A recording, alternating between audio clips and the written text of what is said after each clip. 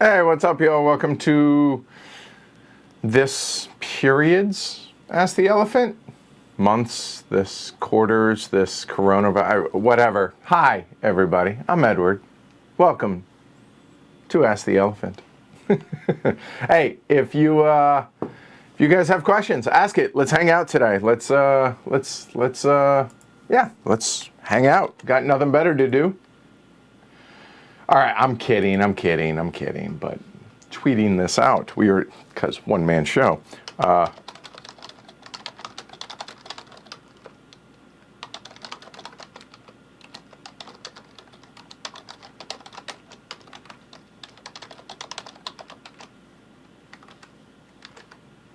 we go.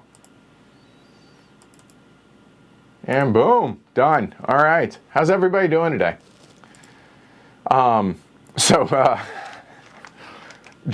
Jess sent me something from Twitter today that I found oddly thematic and on point today. Said, quarantine, day 6, and we're all quietly reading improving books, doing crafts with the 3 people we're allowed to see till summer, wondering if a single cough means imminent death, thinking almost constantly about sex. I suddenly understand Jane Austen novels so much better. Found it funny. All right, how's everybody doing today? Seriously. Chip, let's start at the top, shall we? Multitasking between this and yet another Zoom meeting. We'll catch up. All right. So, yeah. Yay, Zoom meetings. Cheers. Menta, any chance of a Gankopolis playthrough? Yup. See, I'm not going to answer that as a literal question, like, is there a chance? Yes, there's a chance. Thank you for asking your question. No, seriously. It's basically a matter of when Jess wants to do it. It's her favorite, arguably her favorite game, so I kind of want to wait until she wants to do it, so therefore it's waiting till then. Yeah, so that's not putting it on her, but kinda. So there's that. Yeah, it's definitely going to be coming. So there's that.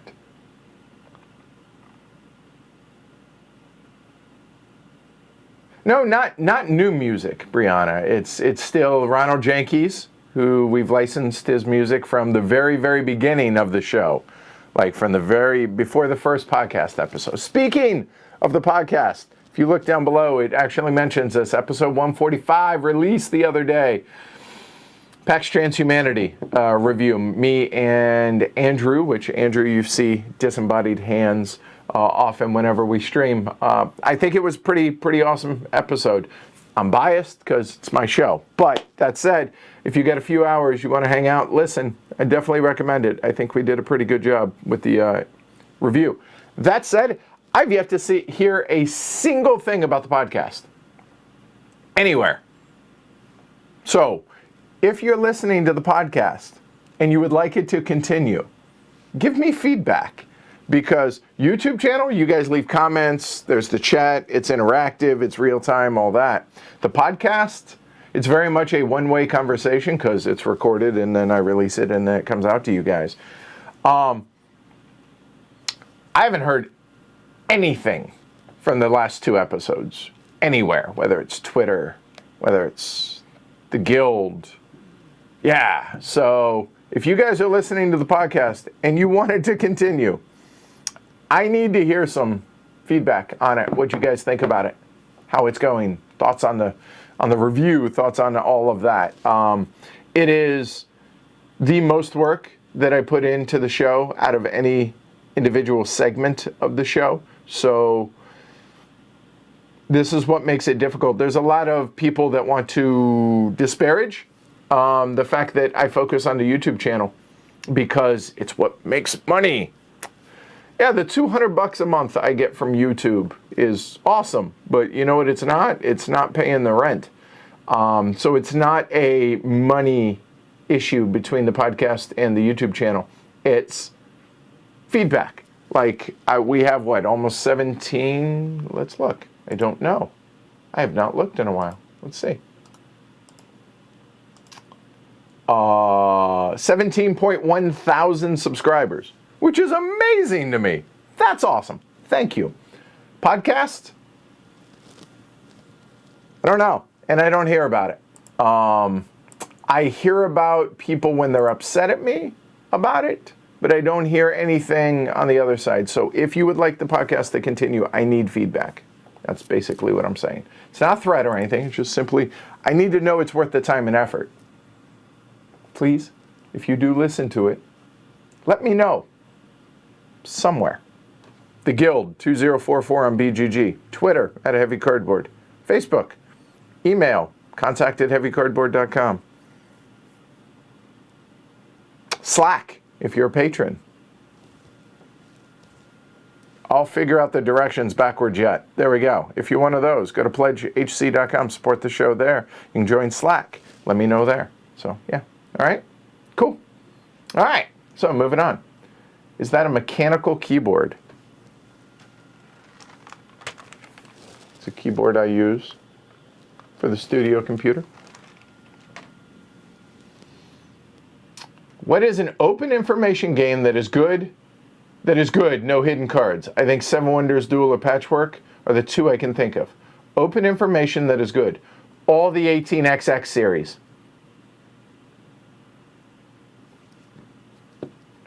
Narrow that down a little for me, Robert. And I'm happy to... I'm feeling feisty today, it seems, don't I? Wow. All right. So, you see hands in the sea over here, Ashbjorn. That was supposed to be Thursday. And then you know what happened? A advisory for shelter in place. Hence, solo games this week. So there we go. Hi, Sergio. Yep, doing all right. Everybody I know for the most part is healthy. Knock on wood. I hope that's the same for you guys.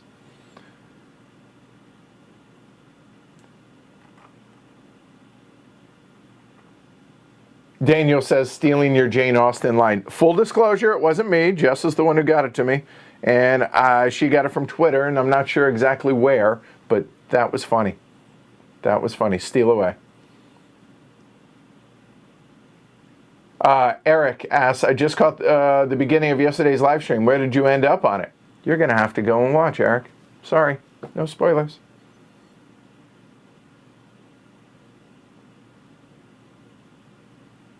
Current solo games you're excited to play. That's one. The other one's sitting over there, 1942 Yorktown. And then, depending on how long this solo thing goes on, D-Day at Omaha Beach is the ultimate for me. Hella intimidated by that one, but really want to get that played. And then the rest, my face itches, but I'm home alone, so I figure I just took a shower. I figure I'm okay doing this. Other than that, I mean, other multiplayer games that, you know, play solo. Like, I would like to be able to do a stream for Mage Knight. That's not imminent, just so you know, because A, I don't have a copy. I have an old copy, but I want a copy of the Ultimate Edition because that seems to make the most sense. Number one. Number two, I would have to learn it and play it, and that's going to take repeated plays. So it's not imminent, but that's going to be on the list. I mean, a lot of games that have a quality solo play, first player, I'd be down to play. But excited about, I mean, D-Day at Omaha Beach is probably the biggest one that legitimately excited about. Like, super stoked. And if this goes on more than a week more, I'm going to do my best to fumble through it and try and get that on. So there's that. So on the one hand, yay. On the other, right? Mm-hmm. How am I holding up given the circumstances? So far, so good. My biggest concern is just that everybody I know and everybody in the herd stays safe. That's priority number one. I mean, this is my livelihood, right? This is my chosen career. But at the same time, it is just board games in the scheme of things. Whereas what we're dealing with is like life-threatening, world-changing stuff. So that's got to take priority, and that's my biggest concern. Obviously, for the people that are closest to me, which essentially everyone that's in my immediate circle, as well as the herd in a bigger picture. But holding up all right. I mean, that number dropped pretty considerably in the last 2-3 weeks since things have kind of gone off the rails. Understandably, I get it. Everybody's hurting right now, so not complaining. Just you asked the question. I'm being honest with you. So it's concerning, no doubt, but I also believe that it's a blip in the radar, so I'm not stressing too much about it. It has definitely thrown a massive kink into the plans for the next month. Obviously, no LyriaCon, because if there was, I'd be there right now. And then the Gathering of Friends got canceled in a few weeks, so that's not happening. I'm nervous about what's going on with HeavyCon. As of right now, we're continuing onward. However, I'm going to make a decision on or around April 7th because that's kind of when the schools are out until then, and then the temporary advisory to shelter in place goes till then. So on or around that time, I'm going to make the call about that. So David Turtzi was supposed to fly out from the Netherlands the first week in April. And we were going to stream 4 of his games that he has coming up from 4 different publishers. We'd had this planned for months.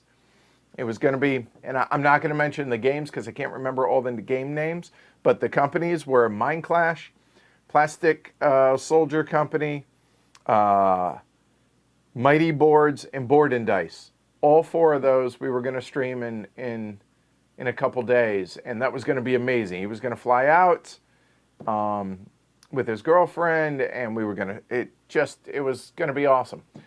Rainer from Board and Dice was going to come out. We were planning on doing something for April 1st. Obviously, that's not happening now. So, schedule-wise, it's been a massive disruption. And as you guys have seen, no Shrey, no Martin, hell, no anybody right now. But once things kind of ease back a little bit, some of the folks are going to be coming around. Ken, Andrew, etc. Obviously, there's Jess, there's Derek, because those 2 are the closest physically. But yeah, you make do, right? And so that's why this week is all solo games. Next week may be the same, we'll see. Maybe not, but honestly, going past Sunday, I don't know. So we'll play it by ear and we'll see. But hopefully everybody out there staying safe and able to get enjoyment and entertainment wherever they can, right? And hopefully I'm helping you guys with this right now. So there's that. Morning, Vince. How's China? Any interest in a Pax Porfiriana playthrough? Daniel asked. Yes. So our partnership with Ion Game Design is continuing. So BIOS Genesis, Pax Porfiriana, others that I can't think, because you guys know I'm terrible about off the top of my head stuff. So yes, all of those are going to be coming. Obviously, the big full kit and caboodle playthrough of High Frontier 4 when that is ready. All of that. So yes, BIOS Genesis and Pax Porfiriana are on the very short list of sooner rather than later, when possible. Okay.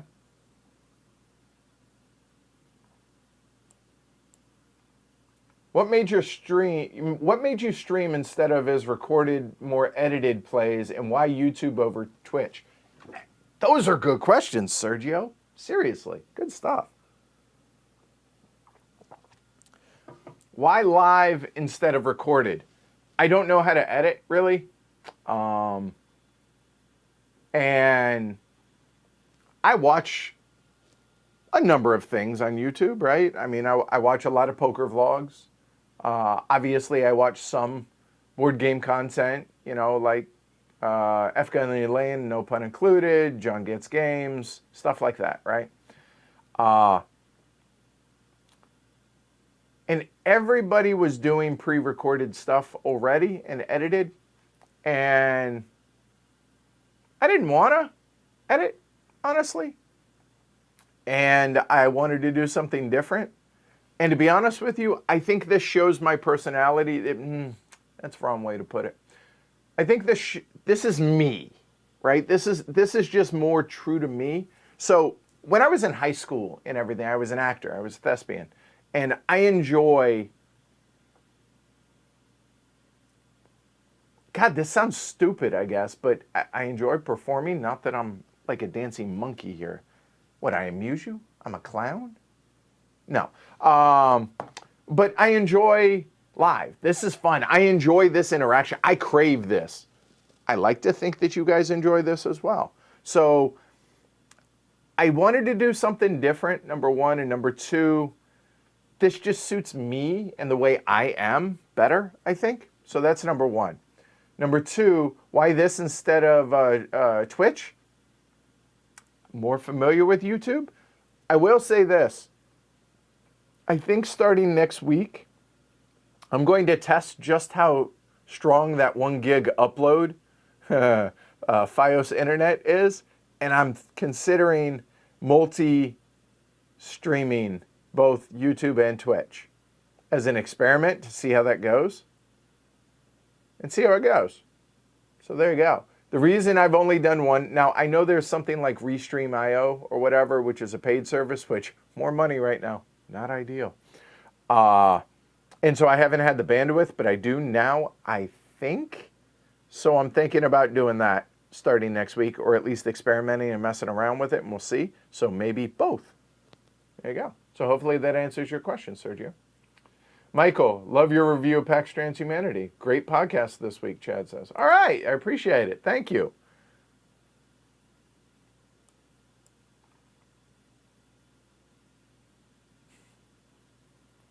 That's shameless, Vince. That's really shameless. Says, I like the podcast. I appreciate that you appreciate the podcast, Vince. Always nice to know about New Age's theme maps. For those that don't know, Vince, he's the one who designed the South China Aegis theme map. Yeah. Have you ever considered making a live podcast as a milestone? I've done a couple of them here and there for patron only. I'm pretty tyrannical when it comes to trying to put out a polished product as best I can. That's why there are other channels out there that are willing to learn games like on stream and stuff. God bless them. More power to them. That's not me. I wish I was willing to do that, but I'm not, because I want, like, what you guys see behind me, it's somewhat movie magic, right?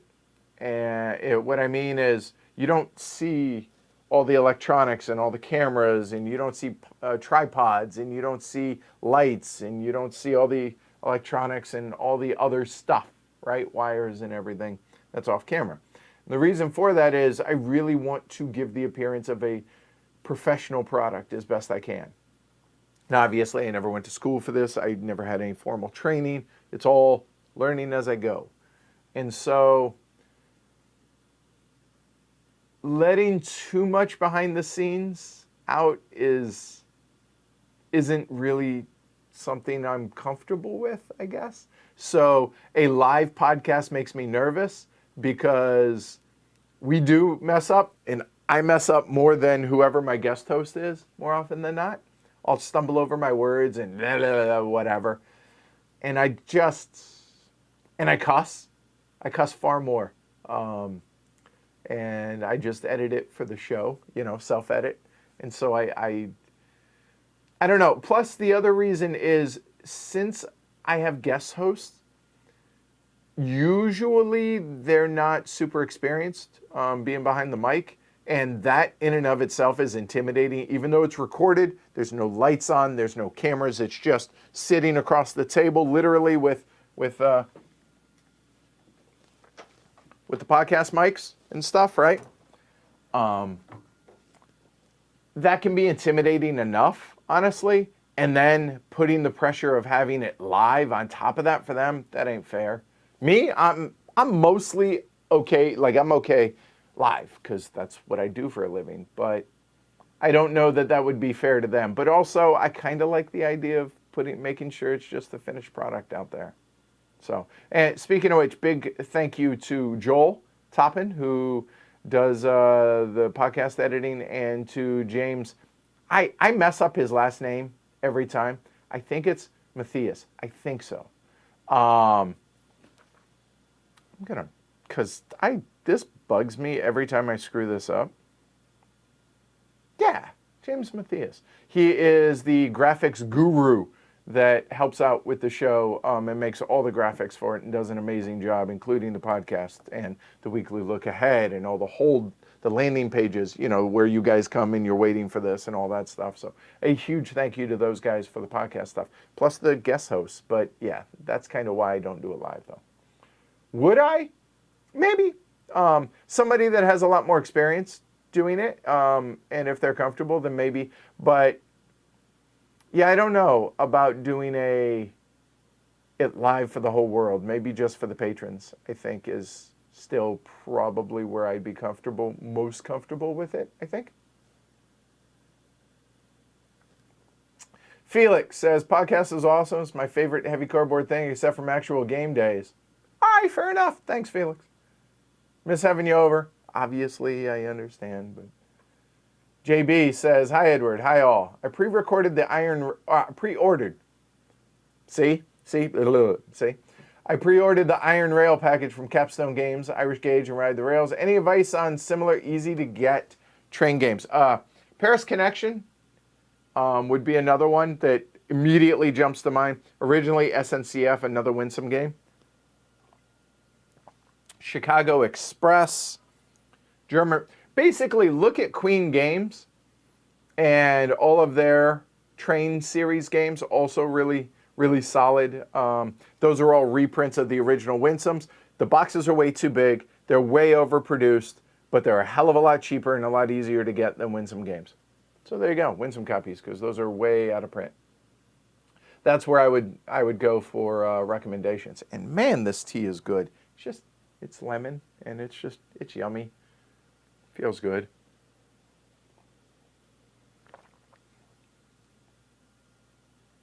Hi, Andrew. Hope everyone's doing well. Hope you're doing all right in the family. Says, love the podcast. Still listen every episode since not much after day one. Thank you. All right. Hey, Marlon. Hope you guys are doing well over in the Netherlands.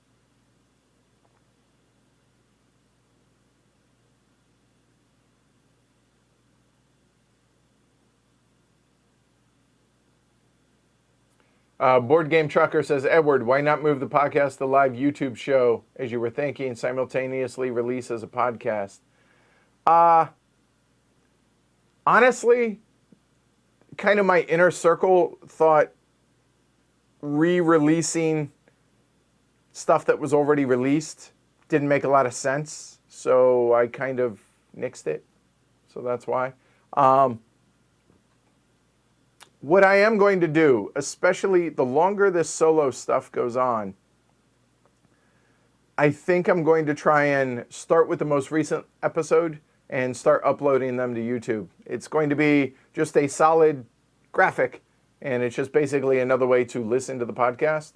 But I think I'm going to upload those to YouTube as well. Arnaud Vandeveld asks, what's the best way to get the podcast through you guys? I love the in-depth look. Playthroughs are great, but some of the deep dives you've done, Brass, Root, Teo, have been great. HeavyCardboard.com or pick a podcast app. In fact, what's the one I use? A moment. It is Pocket Casts is the one I use. See them? And yeah, that's definitely what I highly recommend. So you can go and get the podcast there.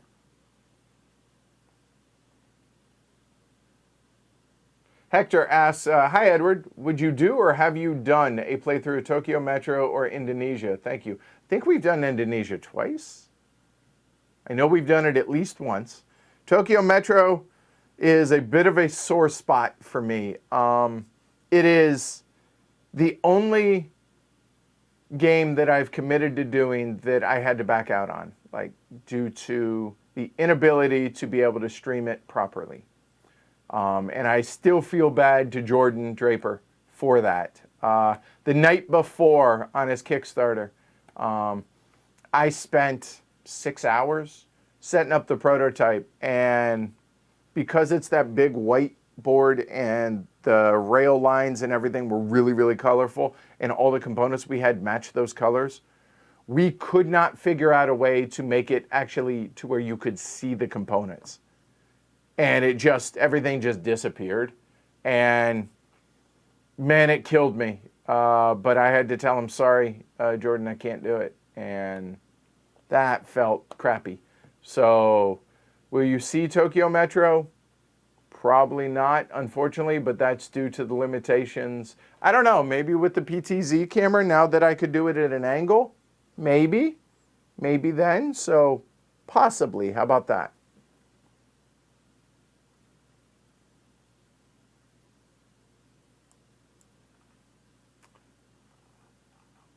Oh, wow. I would say I'm behind, but you expected that. It's me and an Ask the Elephant. That's why I have 2 cups of tea here. Eric says, episode 144 mini reviews was nice, but seemed incomplete since it felt like what you were doing before a big review. Not that it was bad or anything, just a different format, so we'll take some getting used to. Just an occasional thing. And I had people raking me over the coals. If you want some really, really nastiness, go read in my own guild about that, about what happened to the show or what happened to the podcast thread. People just trashing the crap out of me. And one of the recommendations was to do something like that when we're not able to do a deep dive into a review. So I took their recommendations. The end.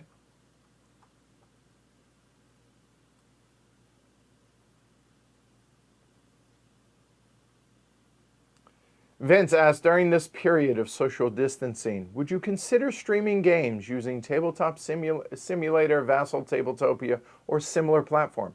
Could you have made that sound more formal, Vince? Yes. In fact, Rainer and I were talking about that today. Again, if it goes more than another week, that's stuff that I'm going to look at for sure. All right? Poker update. Ain't playing.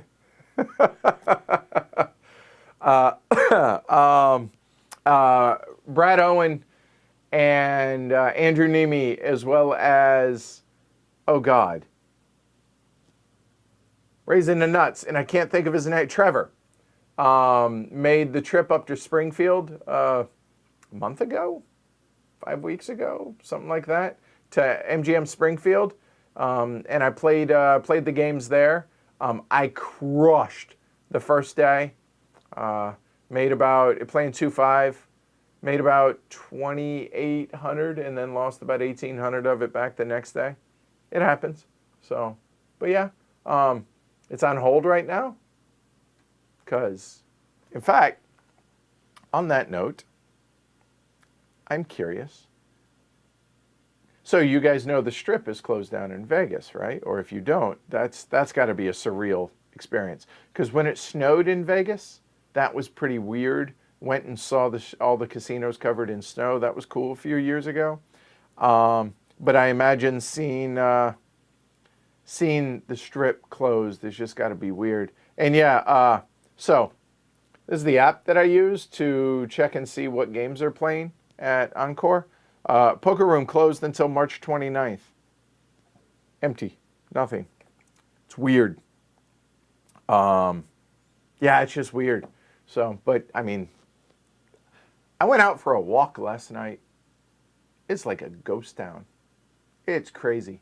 I mean, I live in a kind of a small town anyway, so it's not a ton of traffic out there.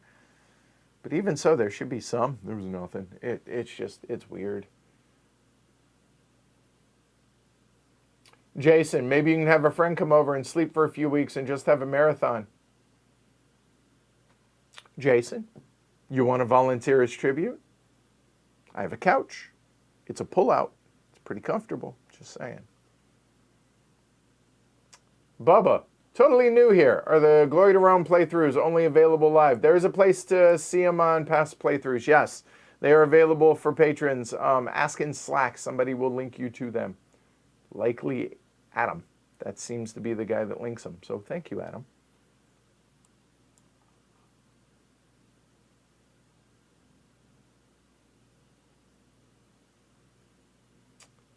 (1862) as a solo variant. Going to try it tomorrow. Just giving suggestions. Well, I'll tell you what, Felix. Let me know how it goes, and then I'll consider it. If you think it goes well. How's that? Michael says, for us, shelter in place was implemented for a minimum of a month in Wisconsin, so it might be a while. It might. We'll see.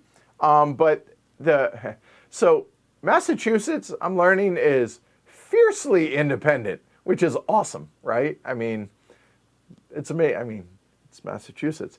But the governor doesn't think it's within his right to tell people to stay home. Hence, it's an advisory. All of that said, no, he's asked people to limit it to less than 10 people. If we have a table full of 5, I'm okay with that. I'm perfectly comfortable with it. The question is everybody else? And if they're not, then I don't want them to, because, again, it's just board games.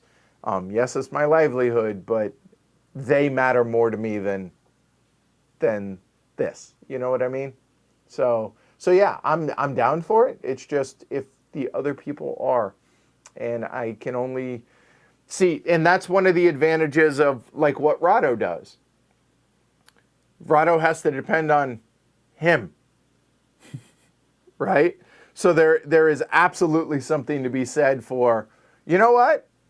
I'm going to do this playthrough today. Okay, well, he can do it because it's just him and pseudo-Jen, right? I mean, I know Jen exists, but you know what I mean.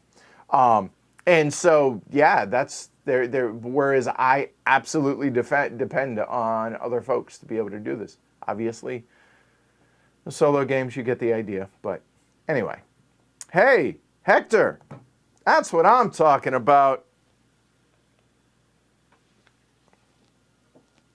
Cheers, Hector. All right. Thank you for the support. Really appreciate that, man. So yeah, it might be a while. You know, it's funny. I don't talk politics. I don't go into a lot of social justice stuff. I basically keep this about board games, and on the podcast I'm talking, right? Board games, poker, and me, things that pertain to me. Mental health stuff, obviously, because that pertains to me, right? But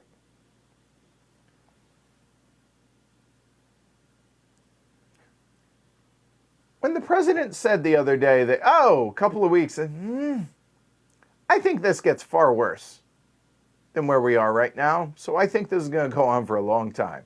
I hope I'm wrong, but we'll see.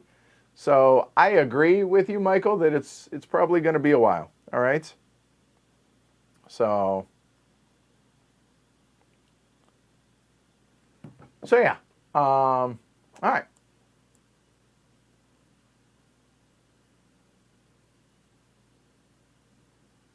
Oh, and that's something else we have talked about, Robert. It says, I was asking about open information games because it'd be cool to do an Edward versus the Peanut Gallery. He says YouTube, but the Peanut Gallery. Is that appealing to you? Absolutely. The only thing that makes it a little bit different, and this is one of the appeals of caffeine, back when caffeine gave a squat about board games. They don't anymore, so anyway. There was no delay in chat. It was like instantaneous, whereas this has like a 20 to 30 second delay. That said, that is absolutely something that I want to do. It's got to be something that doesn't have hidden information cards or whatever. Be like this card, no, this card, no, this card, okay. So it makes it really hard to do that. So I can't do that. But open information games, I'll tell you guys what. If you guys make a list of open information games, or that realistically that we could stream, me versus y'all, then let's hook it up. Let's make a list. I have a piece of paper and a notebook. I always have this with me whenever I do these, in case you guys have suggestions, ideas, or whatever. Then I'm totally down for that, provided this continues. I would prefer to do it right, or maybe as a once in a blue moon thing. Absolutely, even if this doesn't continue. Cool? Yeah, I'm down if y'all are. By the way, I like how this is trending.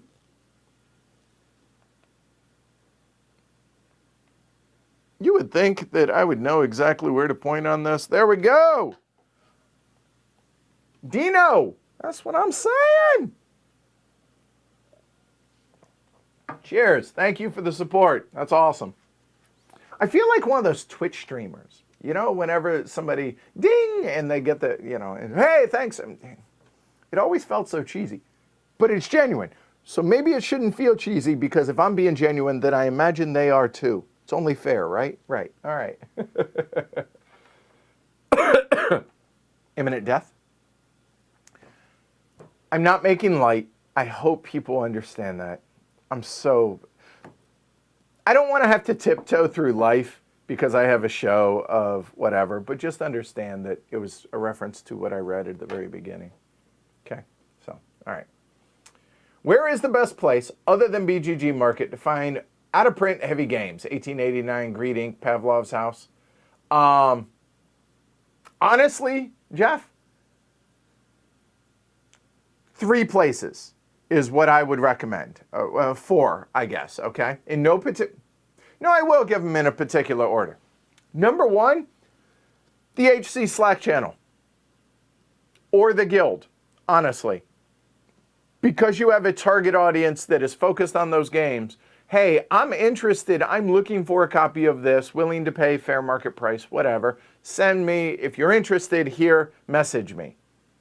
That seems, because that is everybody that is in the Guild, in theory, likes heavy games, and everybody that is in Slack is a patron. So they are definitely invested in both the show as well as heavy games. So that seems to be the absolute tightest market that you could go for. Number 1. Number 2, the BGG Marketplace. Auctions, also BGG auctions. When I first started out, I've told this story numerous times, but when I don't know how to do things half-assed. And when I jump into things, I jump into things. So the first year I was in a hobby, 2013, I think it was, I went from 6 games to over 500 in the first year. Now, that's nuts and insane and crazy, and I don't recommend it for anybody. However, the only way I was able to afford that back then was BGG auctions, because I bought in bulk.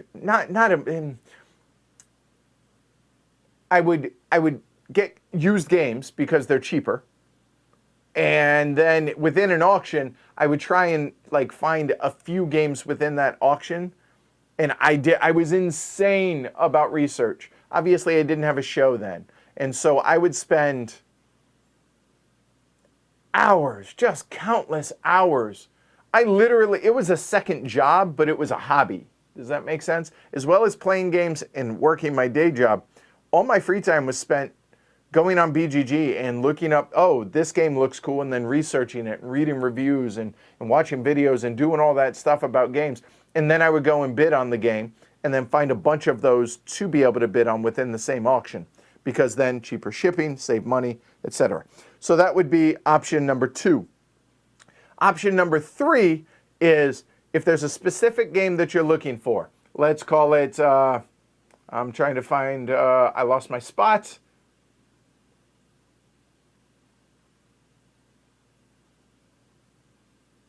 There it is. Greed Inc. There you go, Jeff. Let's say you're looking for Greed Inc. What I would do is I would go onto Greed Inc.'s BGG page. Then people that have listed it for either for trade, I would message them directly. Hey, are you interested in trading it or selling it? That's option.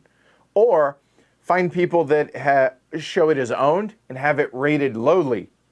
Like have a low rating, like a 3 or a 4 or 5 or 6 even sometimes. And message them and be like, hey, I'm interested in buying the copy. I see you have it rated low. Are you interested in selling it? That would be option number, whatever number that was. I lost count. And the last one, eBay. Honestly, I think people still use eBay. Back then, I was able to find some games there. Not that I would recommend this, but I remember seeing a collection of the first 3 Richard Breeze games. It was Keytown, Keytown, and another Key game. And I was just fascinated by watching it. The auction ended up going for like £2,300 British, which is insane, obviously, but collector's items. My point is, there's still games that could be had at least a number of years ago on eBay. I don't know if still. Those are all my options and recommendations for how to get out of print games. Okay? Hope that helps. Gloomhaven. The problem with doing that is so many people have done it already. So I don't know. But I'll write it down.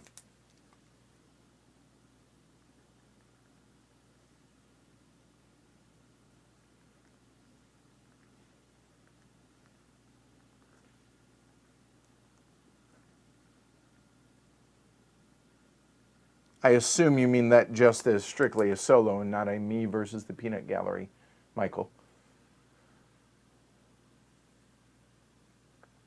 Daniel says, oh yeah, quarantine, isolation, social distancing didn't enter my mind about Pax Porfiriana. Yeah, it's just everything's on hold, right? The biggest thing, I mean, the soul-crushing one is those 4 games from David Terzi. That sucks, man. There was so much planning and logistics that went into organizing that is now shot, which is just frustrating, but it is. Eric says, I think part of the problem for getting feedback on the podcast is there's no built-in feedback system link, or like there is for YouTube. Understandable. I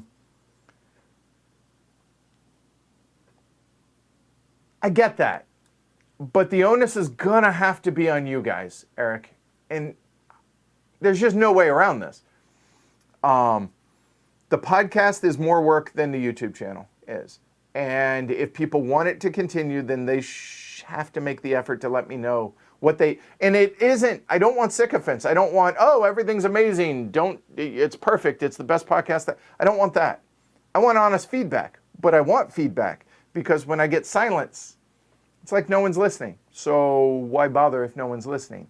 And that is the real reason on the podcast side of things. Not, it's a business and he's all about the money. Like a lot of real crappy people in the guild like to try and say and sling mud, which isn't the case. It's just a feedback thing.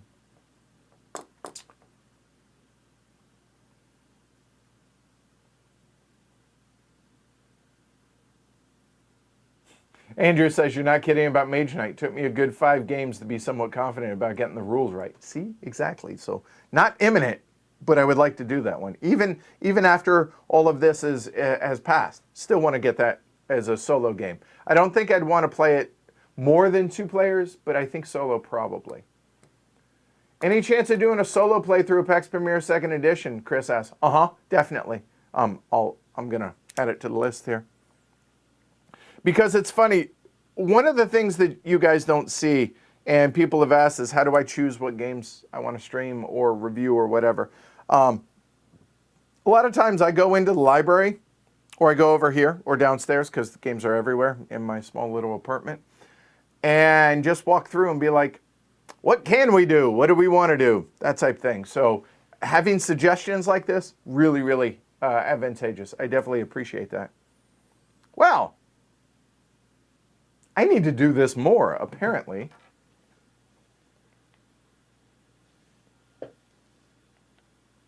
Yeah, that's right. 2 more. So, one at a time. Steve, cheers. Thank you very much for the support. And Paul, thank you very much for the support as well. Cheers. And by the way, cheers to everybody that joined in between streams and everything. You guys don't get the shout outs. I appreciate it, but cheers to y'all as well. Thank you very much. I mean that. I hope it comes across as genuine as I feel it, because literally without you guys, I can't do this. And I am very grateful for the opportunity to be able to do this, especially right now, because I know money's tight for everybody out there. Yeah, I mean, yeah, so I'm just, thank you very much.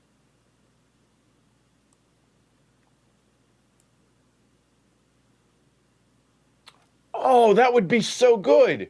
Michael, what about, seriously, no matter what happens, if the logistics of this make sense, what do you guys think about the first, it's a co-op. You guys know how I feel about co-ops, normally.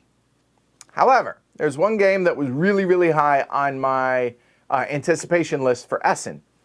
And we haven't been able to coordinate schedules really well for being able to get it streamed. However, King's Dilemma, I think, would be awesome to have Peanut Gallery and me collectively solo play through at least one, you know, the review one, the bonus one that doesn't come in the box so we don't do any spoilers. I think that'd be an awesome way to do it. I think that's the one we start with next week. Excellent call.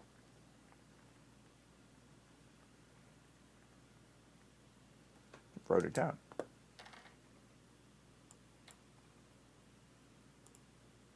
This War of Mine is a really good solo game. Can't think about it as a multiplayer, Alejandro says. Yeah, I don't have it. However, Raid on Taihoku, I do have.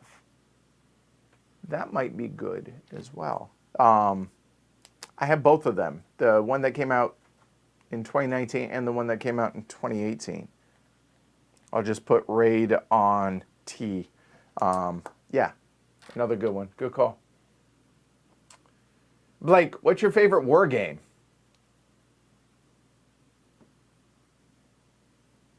That's hard. I'm terrible at off the top stuff like this because it's just whatever can my mind think of. I would love to play Twilight Struggle more. Is it a war game? I don't know. Easy. I love block war games. Sekigahara, Hammer of the Scots, Triumph and Tragedy. Love those.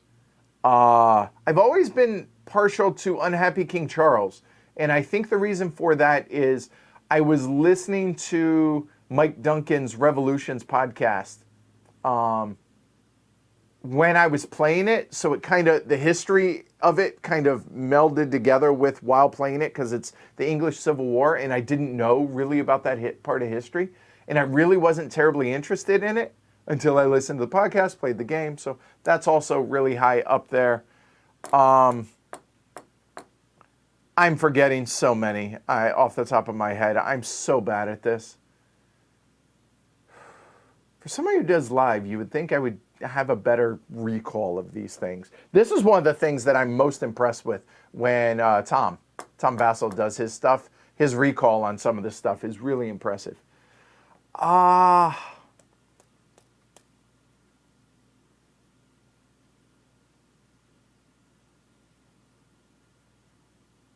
know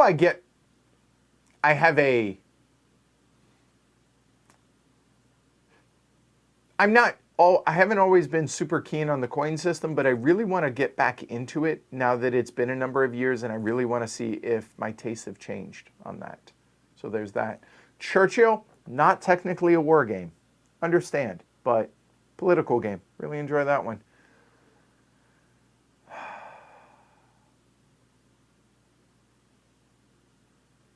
I like strategic level war games more than anything.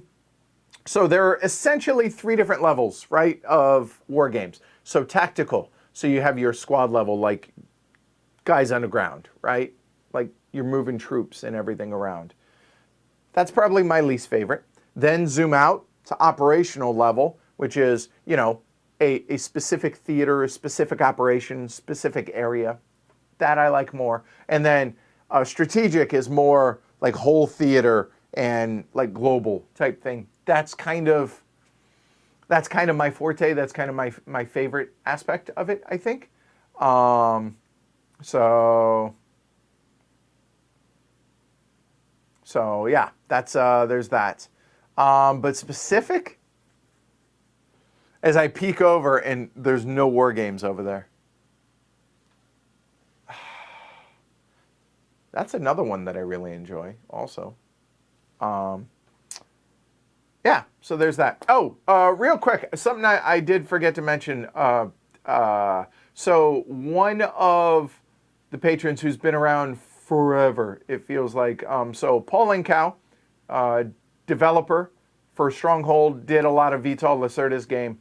I met his twin brother, Christopher, 6 years ago at BGGCon, 5 years ago, something like that. Anyway, been a patron, just been a buddy. So he's been sick. He's awaiting the results. I haven't heard the results yet, but he might have corona or COVID, whatever. So Christopher, thinking about you, brother. Hope you're doing all right. I know he watches a lot of these, even though he doesn't participate live a lot. But yeah, so just thinking about you. I hope you're doing all right. All right. So.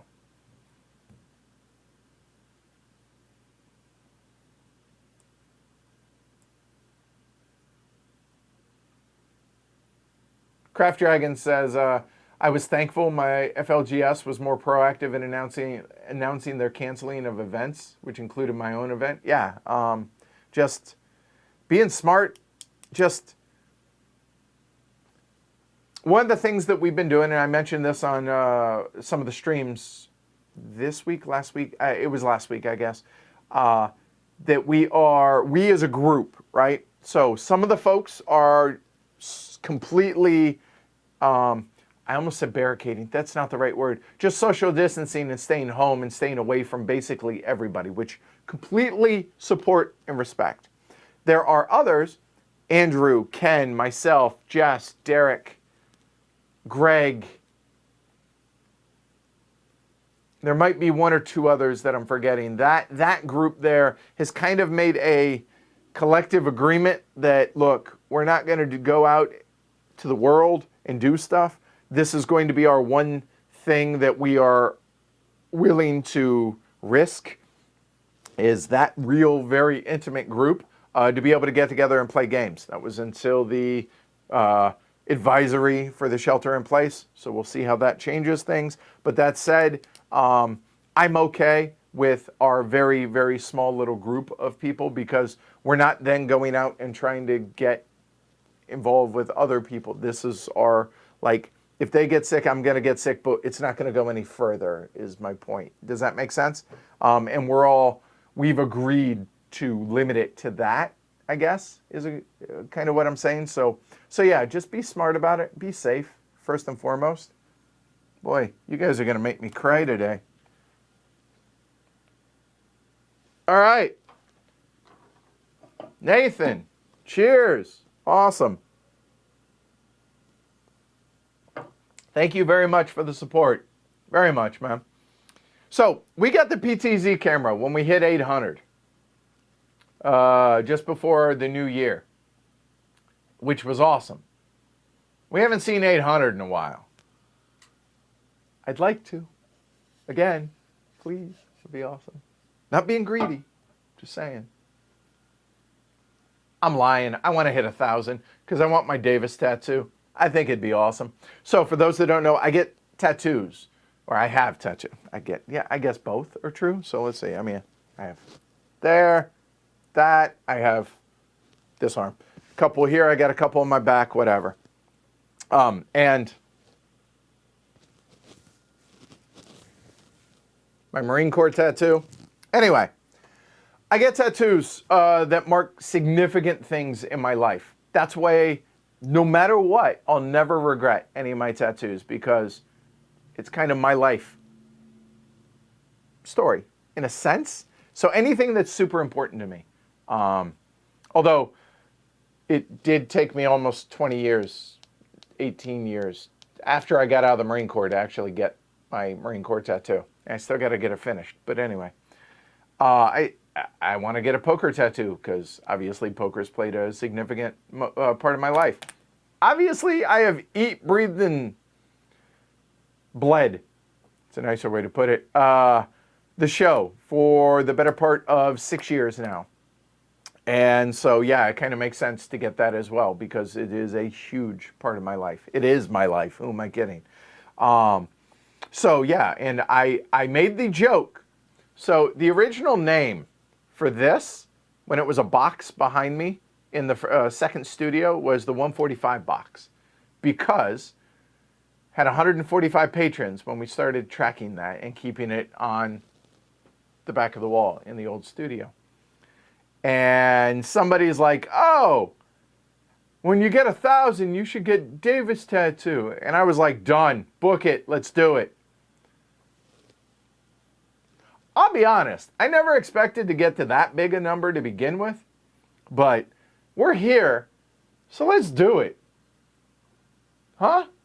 I mean, as the patron count goes up, you guys get more and more rewards in components, electronics, cool stuff for the show. So the money gets reinvested back into the show. So it's not like I make a lot more money. I do make some, obviously, which I'm grateful for, but it's about reinvesting back into the show. Like the PTZ camera, for instance, when we hit 800. But it's 1,000, I think that'd be awesome. I'd really like that, so that'd be cool. Plus, it's 1,000, like, wow, that's an awesome number. All right, anyway. Hollenspiel solo games. Any you're excited about, John asked. You know, it's funny you mentioned Hollenspiel. Andrew and I had a phone call on Saturday? Sunday? One of those two. Going over, hey, what games? 2-player games. Because in the podcast, we talked about Nevsky. We talked about Hands in the Sea. That's why that was going to happen this week. Couldn't because... Also brought up a number of Hollenspiel games. 2-player. Optimates and Populares.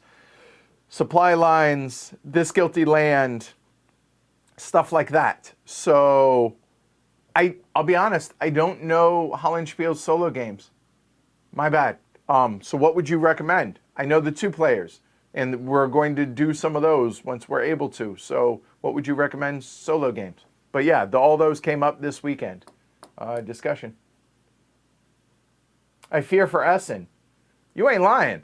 I fear for HeavyCon, first and foremost. So here's the order of things that are now in jeopardy. So everything has been canceled. For me, as far as any kind of conventions, up until HeavyCon, which is Memorial Day weekend, which is, for those that don't know, is late May. By the way, if you are interested in attending HeavyCon this year, provided it happens, provided things have chilled and gotten better, big caveat, email me. Contacted, check that. Don't email me. Go to heavycardboard.com/HeavyCon. Go to the website. And there's a HeavyCon button. Get on the wait list and mention, hey, you said, yeah, do so. So there's that. All right. So HeavyCon is first. Origins is next. Gen Con, because Gen Con's hella early this year. It's end of July. Normally it's late August, so there's that. Then Essen. Then BGG / PAX Unplugged. Yeah, because the LyriaCon's canceled. It's postponed to Memorial Day weekend. It's canceled as far as I'm concerned because Memorial Day weekend, if I'm doing anything, it's HeavyCon. The Gathering, which I'm super bummed about, both of those, honestly. And that was it up until HeavyCon. So there you go. Digital game days, stream some online games, possibly. We'll see. But I'll be honest. I think two-player games are probably still going to be okay. I think, but I don't want to commit to it. But yeah.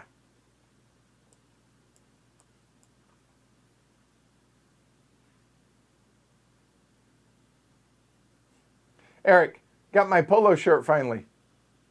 There we go. HeavyCon shirts. Well, full disclosure, I was planning on shipping them. Then we got so close to HeavyCon, I was going to wait. Now, we'll see. You're going to get them no matter what. Yeah, Eric says Tokyo Metro would be totally doable with the PTZ since you can get a side-on look. Right. So this is on a rail I have up here. So this was all my invention, I guess. It's basically on a, the PTZ camera's on a, you know, like a sliding door, like a closet door or pocket door type rail, right? That I have on there so it can move. It doesn't move during the stream. I lock it down in place because I don't have it mechanized. It'd be cooler if I did, though. Maybe that could be something coming up later. Milestone. Anyway, if I scoot it back, you get a more of a 3D angle. So yeah, that's totally doable.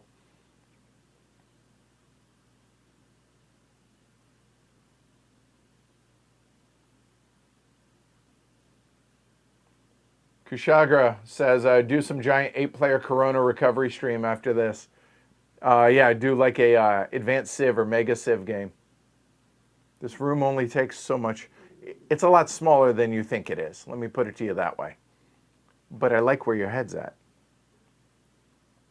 Are you afraid that if you did a solo stream of a coin game during the social distancing that people would be too stoked? Vince, I see what you're doing there. I'll add it to the list. Not going to lie, that wouldn't happen until late April, if that were to happen, because I would have to play it a number of times to get comfortable with the bots. But we'll see. We'll see. We'll see, Vince. Do I take pride that my production values are now better than major TV shows trying to stream from home? Wait, what? For real? I haven't seen this, Andrew. You need to send me a link, because awesome. Yay. And if so, hell yeah, I do. I put a lot of work into this. Yeah, I really do. That's awesome. Thank you. Tabletop simulator and everything. Yep, Chad, we definitely could. It's something we have discussed already as something something I could see. Yeah. Oh my God, am I behind? Right. Whew. All right. Let's see. Yeah, and Andrew says, I imagine doing it live, doing the show live just means you do more work in the front end rather than on the back end. That's 100%. Those teaches, they're not willy-nilly. They're not just, oh, I'm going to wing it. I have teaching scripts I write. Those take anywhere from 2 hours to 15 hours to write. Setting up the game for the cameras. It's a matter of, and then programming the PTZ camera also takes sometimes an extreme amount of time. Because here's the thing, and I don't have the cameras on, so I'm not going to show you guys, but I have the main camera, right? The one you guys are familiar with, the main one that I've used forever, right? So there's that one. So I get the stream set up for that, which sometimes in and of itself can take an hour, hour and a half. Sometimes it takes 15 minutes, but sometimes it can take like an hour, hour and a half because you want to align everything. You get it all nice and pretty and get, yes, it's going to get trashed during the gameplay itself. Obviously, you can't keep it at that level, but still, first impressions matter, right? So you set it up for that. And I use my Tableau cam, which is right here, and get stuff set up there. Then after I get all that done, and these cameras, the two, what we call all player cameras, then I get the PTZ camera. And then I'm like, well, do I position it here? Do I position it further back? Do I position it all the way back, wherever? So once I figure that out, then I have to move the camera around and figure out what kind of views make sense for this particular game. Do this, do that. Then after I program all of those, then I have to figure out where I'm going to put chat and the player cameras. So these two cameras up there, right? How big do I make them? So on the static cam, on the regular normal camera, that's not so bad because once I've manipulated the board, I kind of do so with that in mind. However, with the PTZ camera, once I get everything programmed, then I have to be like, okay, where can I put the chat and the player cameras? Because essentially that PTZ camera is, well, let me count.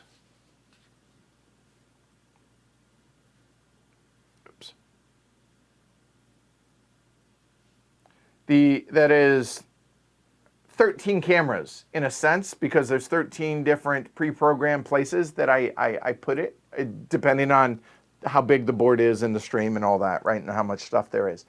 So that's essentially 13 different cameras and different camera angles. So then it's a matter of being able to manipulate everything on the screen to where it doesn't block the stuff that I'm actually trying to show when I switch to that scene or that camera view or that camera, right? So, and that can take a bit. So there's that. I have to make the intro videos for every video. James makes the graphics, but I make the videos. Then I have to, so the scroll that you guys see underneath, I have to update that for everyone. There are 2 or 3 different scrolls or static displays down there that I have to set up. There is setting up the actual, what I call the landing page. So the thing that you guys are watching, YouTube, you know, http youtube.com/whatever, da-da-da-da-da. I have to set all that up. I have to put all of the tags in and all of the whatevers, right? Set the time, schedule it, put up the graphics on it, all of that.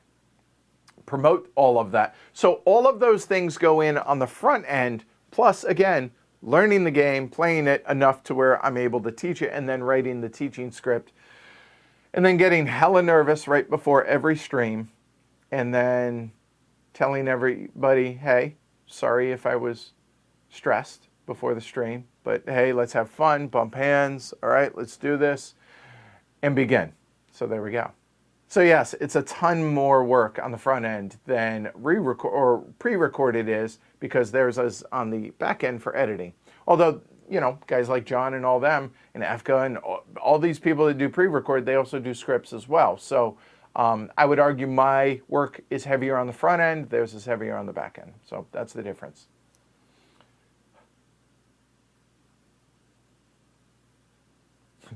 I like that, William. He says he doesn't think it's stupid that what I do here is a performance. He says, as a professor, I think of every class session as a performance. Keeps my game up. Hell yes.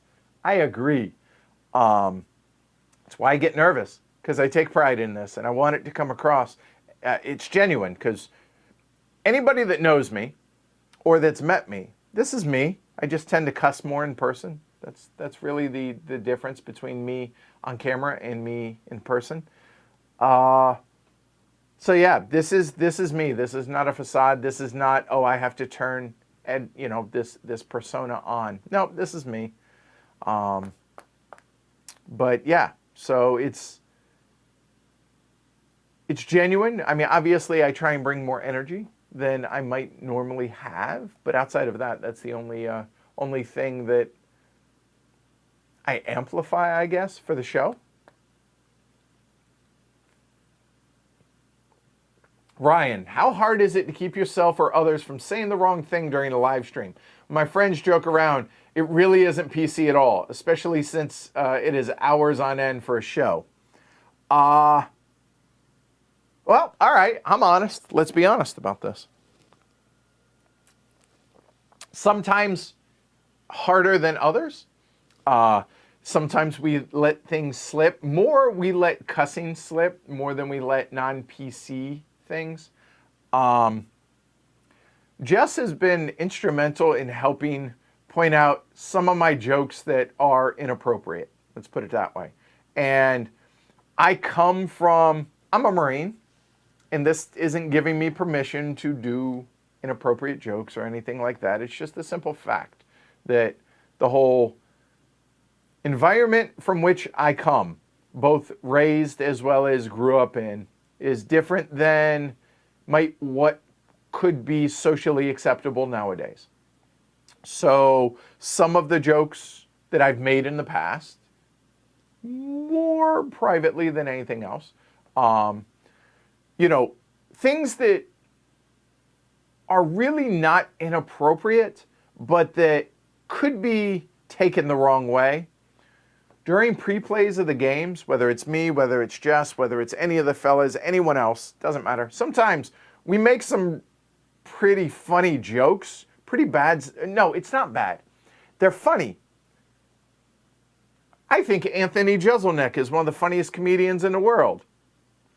Not a lot of people, or there are definitely some people that think he is the reincarnate of Satan himself, because he doesn't believe that anything is out of bounds. Because if you make something out of bounds, then it gives it power. And I fully support that. I fully believe that. So I don't believe that things should be off limits, per se. However, some jokes just you can't do. Or some things that people say can't do.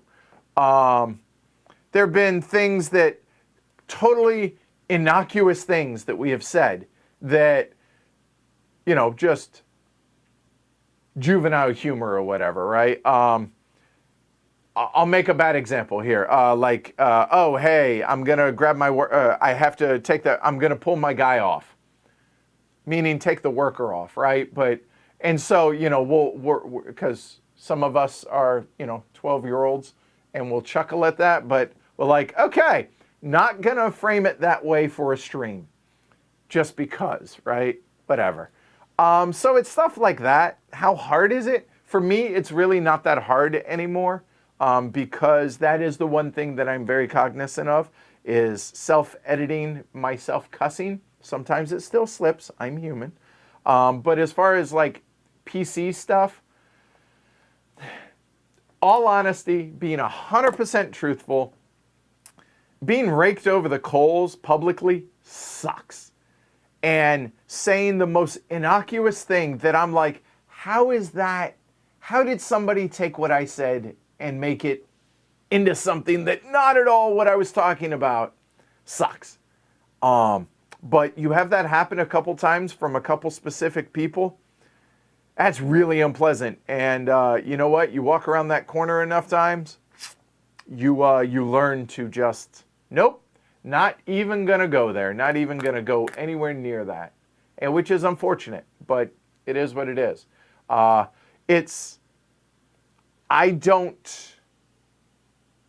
don't tell anybody to edit anything other than try and keep the cussing down, because that's why we have the Glory to Rome board, because try and keep it to where we don't get flagged or anything on YouTube.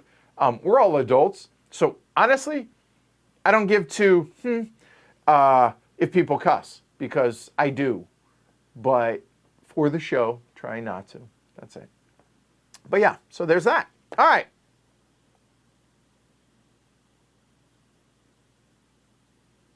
Oh, I was just messaged. LyriaCon is officially just canceled for 2020. So no more Memorial Day weekend. So I misspoke. Thanks for the update, Jess. My bad.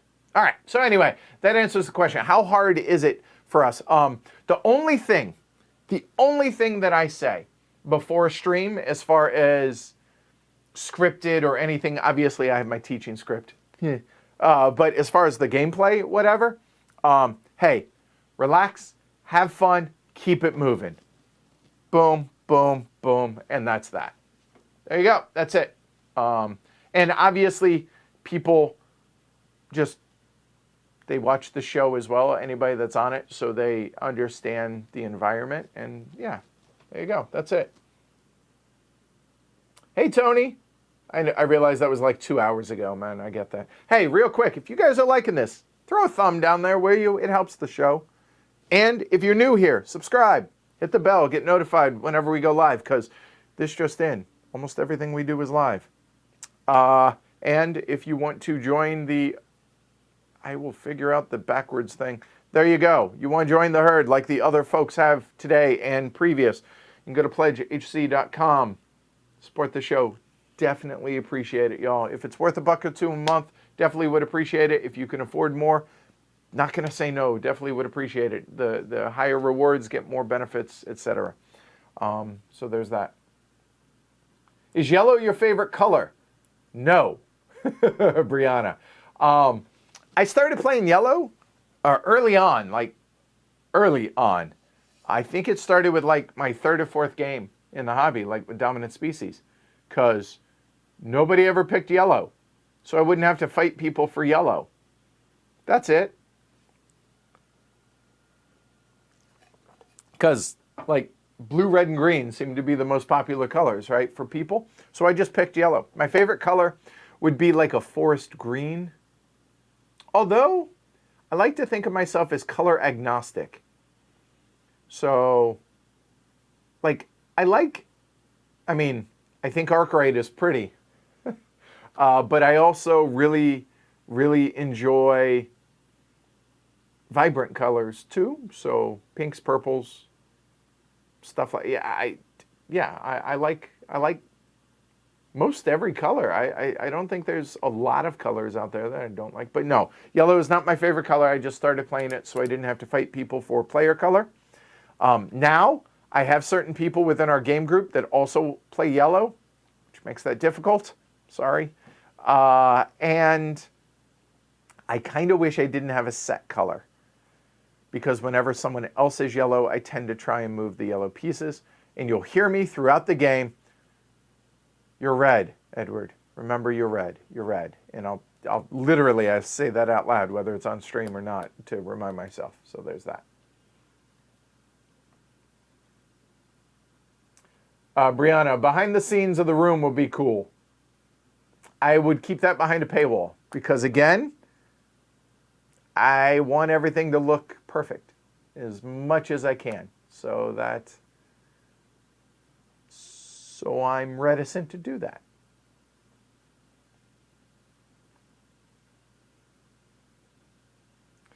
John says, patron-only live podcast to start with. Then if it's good to you, then publish it.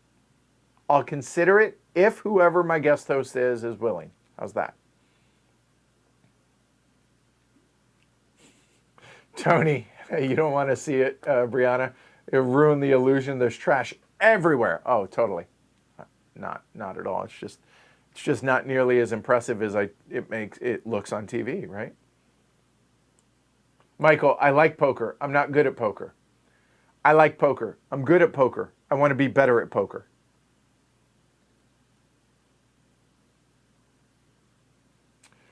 Jay Boost asks, Edward, I'm looking at Ride the Rails. The majority of my plays are 2 players. Do you think there would be a way to modify it to work well at 2 players? Maybe, but why? And I think Clay would be the first to tell you, as would John Bohr. No, don't do that. And understand, I'm not. Yes, I'm talking to you, Jay Boost, but I'm talking to everybody. I personally want to play a game at its best player counts. Just because a game can play 6 doesn't mean I want to play it at 6.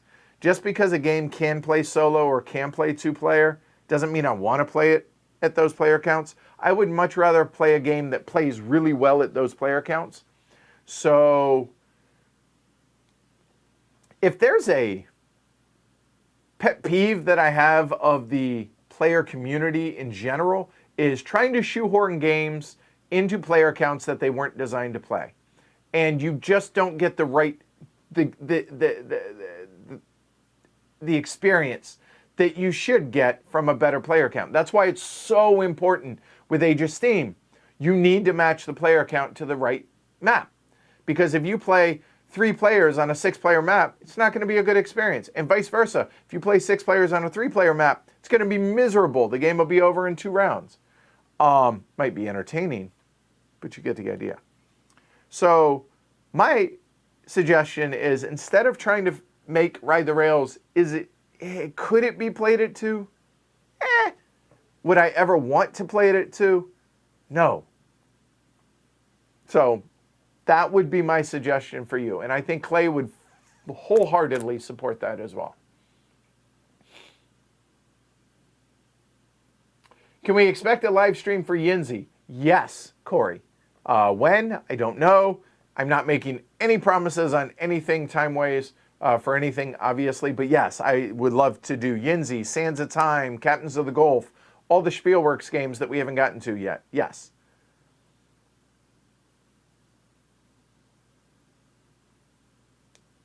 Ross, any chance we get a studio tour, behind-the-scenes tour during the social distancing time?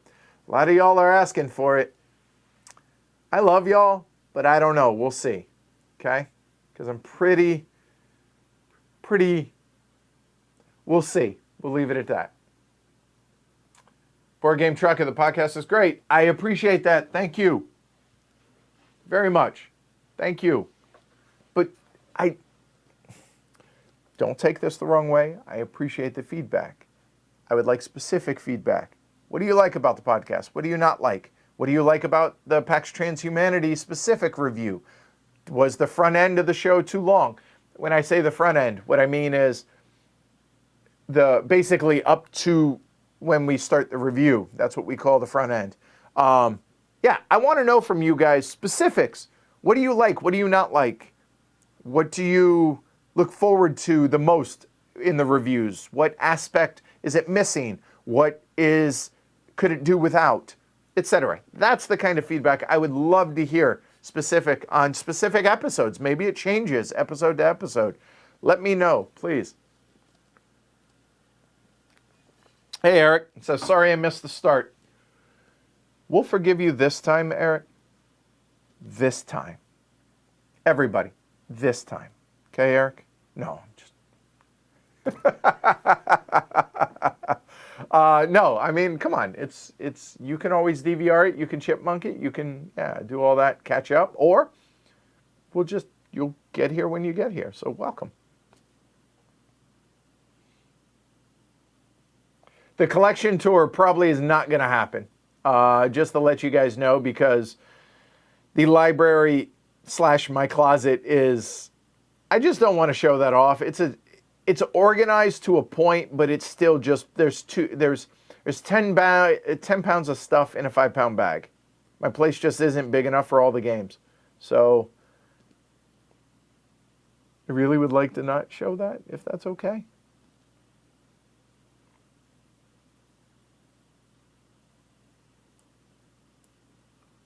Anthony, oops. Oh wow, I am hella. Oh God, where am I? Apparently Jess is in chat. I haven't gotten to her yet. Hi Jess. Oh my God, I am. You know what? I got nothing going on today, so this works out. I'm here as long as the chat goes. So here we go. I may have to take a break to go get more tea, but other than that. Speaking of which, Anthony says, Rishi's Teas Earl Grey Supreme here today and every day. I'm going to write that down. You've told me about that before, haven't you, Anthony? Rishi's Teas. Okay. Okay. If there's one sponsor that I would love to get for the show, it'd be a tea, like a lifetime supply of tea. They wouldn't even have to pay me, just a lifetime supply of any teas I want. I would. Yes. I want that. Not going to lie. Hi, Joe. Again, that was probably an hour ago. Anthony says, Northern Pacific be another good open information game. Oh, yeah. That'd be good. I'll add it to the Me versus Peanut gallery.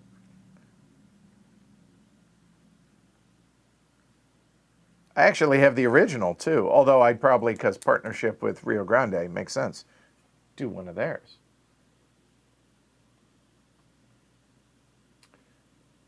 Corey, don't forget Jess as well. I think she did great on the podcast. Thank you very much. Says, I like the podcast as they are, especially with the guest hosts. More Ken, Andrew, and Martin, please. I agree.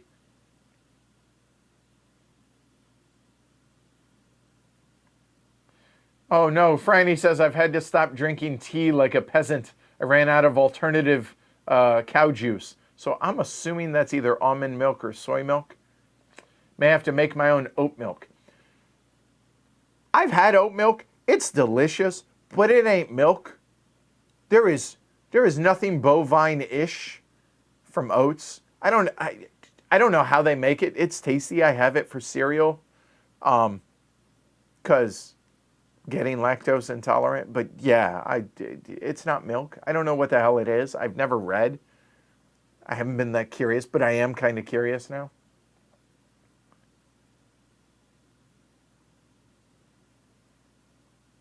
Hi, Jens. Is it Jens or Jens? My gut says Jens. Sergio, thanks for the answers. Thanks for the question, Sergio. What's your guilty pleasure game? And what game should be perfect for you that just doesn't click? Oy vey. Guilty pleasure game. I have no guilty pleasure game. If I like a game, I like a game.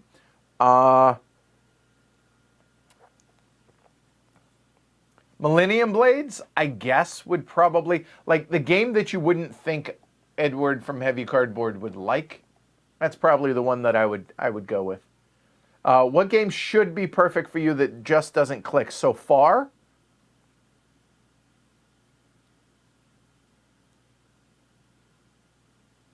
The Coin series so far, but it's been a number of years, and I'm anxious to get back into it and try it.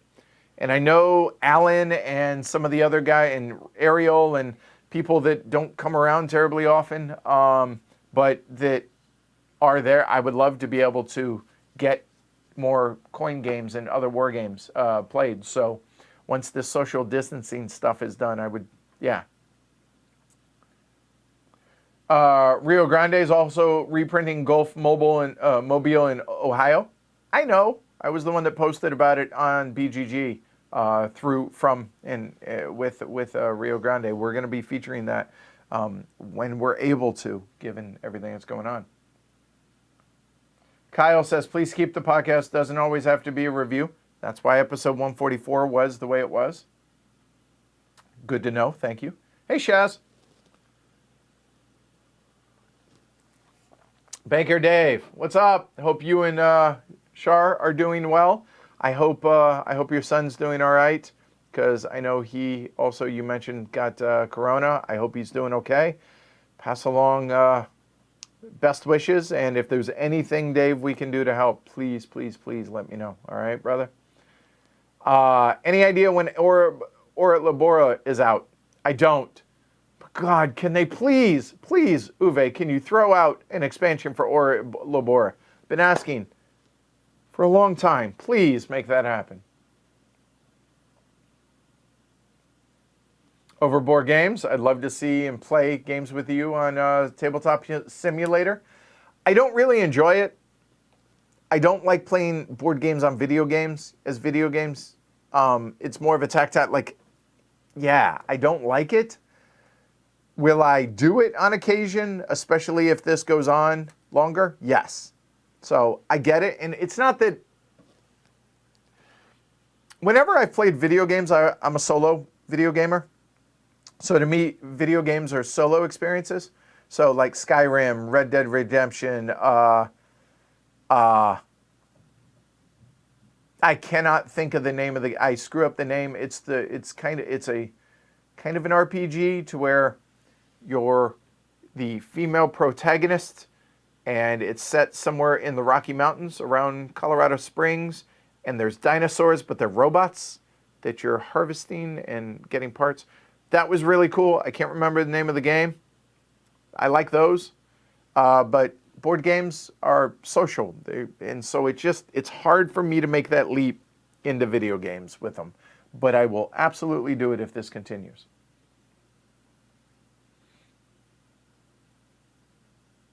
I wonder if they'll cancel the WSOP, John asked. World Series of Poker. You got to think it's got to be in the plans. If this goes... I would say they're probably going to wait until around April 1st, April 7th timeframe to make that call. But you got to think that they're considering doing it. That'd be nuts, huh? If they can cancel March Madness, they can cancel anything. Could do poker on a tabletop simulator stream. Hey. Oh, Paul says, I live in Vegas. It's creepy. I used to live in Vegas. I can't fathom what that is. And for those that don't know, Vegas is very much a hospitality, hell, Nevada is a hospitality state, meaning you tip for everything, right? Whether it's valet, whether it's, I mean, just, it's a hospitality industry city. Oh my God. I remember being there during the depths of the recession. It's got to be way. It's got. I would think that Vegas is probably the hardest hit area with what's going on now. I'm not saying by number of cases or how bad it is for people who have the. You know what I'm saying? Because it's a hospitality-driven thing, man. Nobody's working. I imagine that's got to be horrible. Stay safe, everybody. I heard the only time they turned off all the lights on a strip was for 1 minute when Frank Sinatra died. I didn't know that. Huh. Oh, Paul says the lights are still on, but nobody's home. That's so weird. Like, I'll be honest, I didn't know they had locks on doors in Vegas, in the casinos.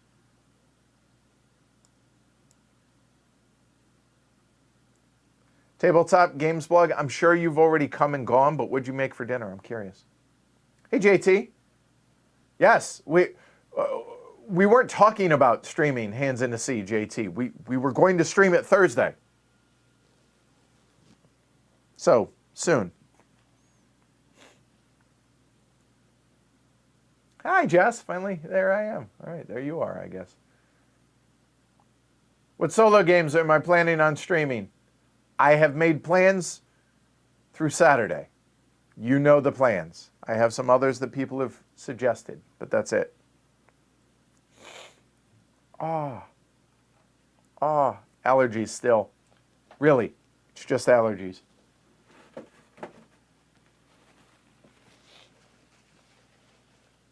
Terraforming Mars or Spirit Island? I don't own Spirit Island, and we literally just streamed Terraforming Mars. Probably not going to happen on either one of those. But I appreciate the suggestions. A poker stream from me, Ross? There are far, far better people out there that do that better than I ever could. I am so not as good as the people that stream nowadays.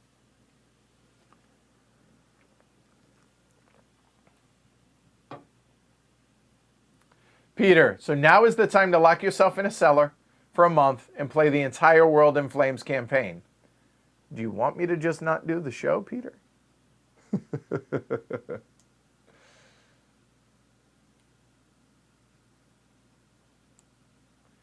Vladi says, here they say we have to stay home for at least another 6 weeks. Where are you, Vladi? Any talks with you and Simon for Teach of Ankh, Gods of Egypt? None, Creepy Shadow. If you think they should, ask them to reach out. Happy to talk to them about it. Chess. There is a chess variant. I don't want to actually stream chess. Suppose I could. But I'll be honest, I haven't played chess since high school. That wouldn't be pretty. However, the chess variant, yes.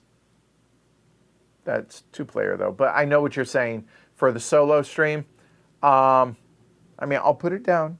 I'll put her down. Appreciate it. Abstracts.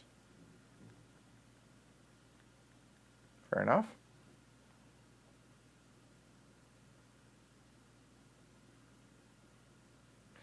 Andrew says, I always tell my students, when you have a choice of who to listen to in an emergency, and your choices are politician, news reporter, or scientist, pick the scientist. I like that advice.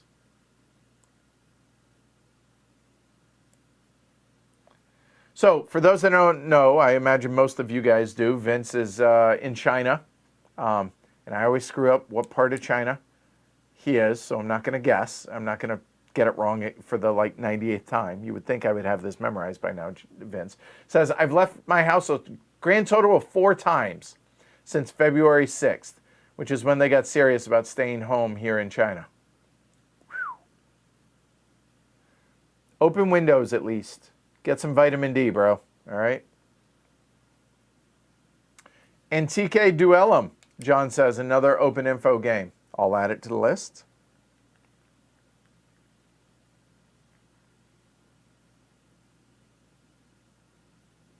Well, I appreciate it, Dino, Hector. Thanks, guys.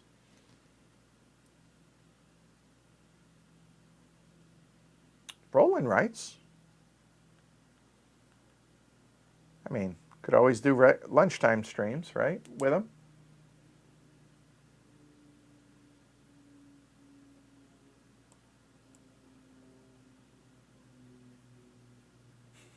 Eric says, Edward, Gallows humor does have its place.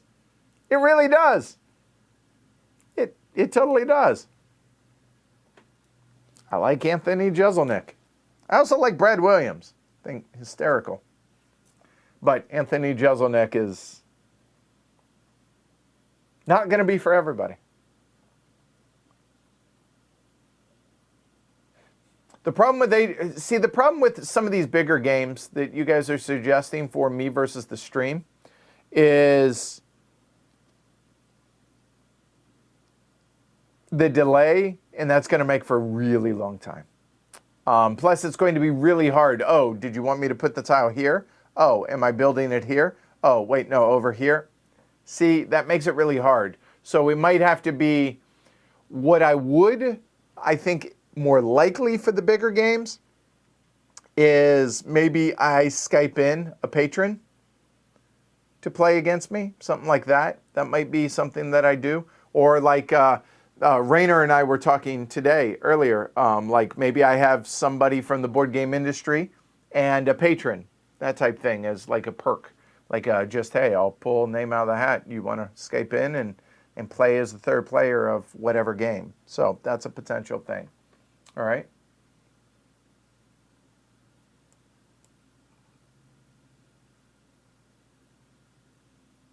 Hey, Rolf. Good afternoon, everybody. Stay safe. Stay home for yourself and your kin.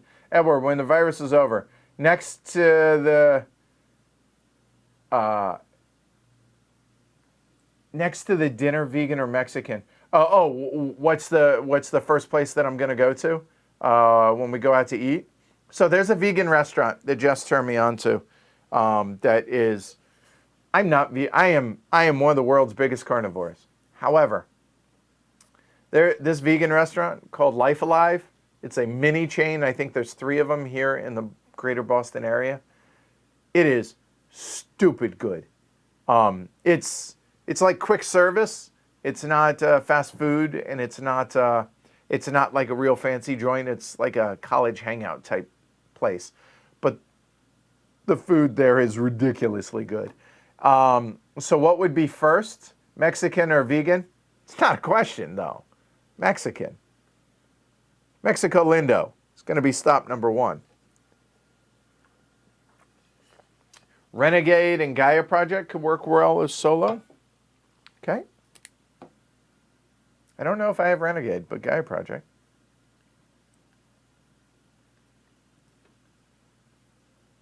Playing Through the Ages in the near future, Daniel asks. I'd like to with the expansion with the new leaders and stuff. I think that'd be cool. Plans? No, but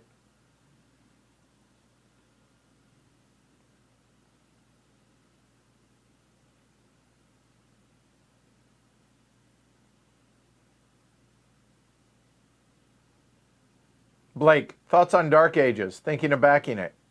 I enjoyed it.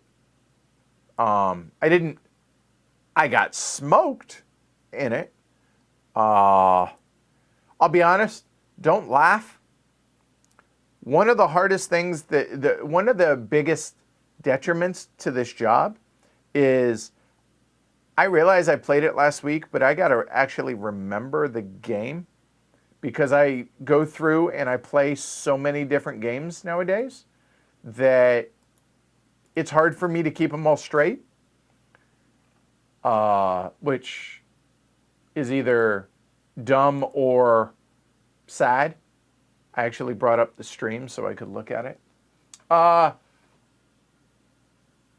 really like the mechanism of choosing the actions and then getting the kickouts, but I also am a huge fan of the whole whenever you pull your workers back, that it, people that were planning on kickout actions lose them.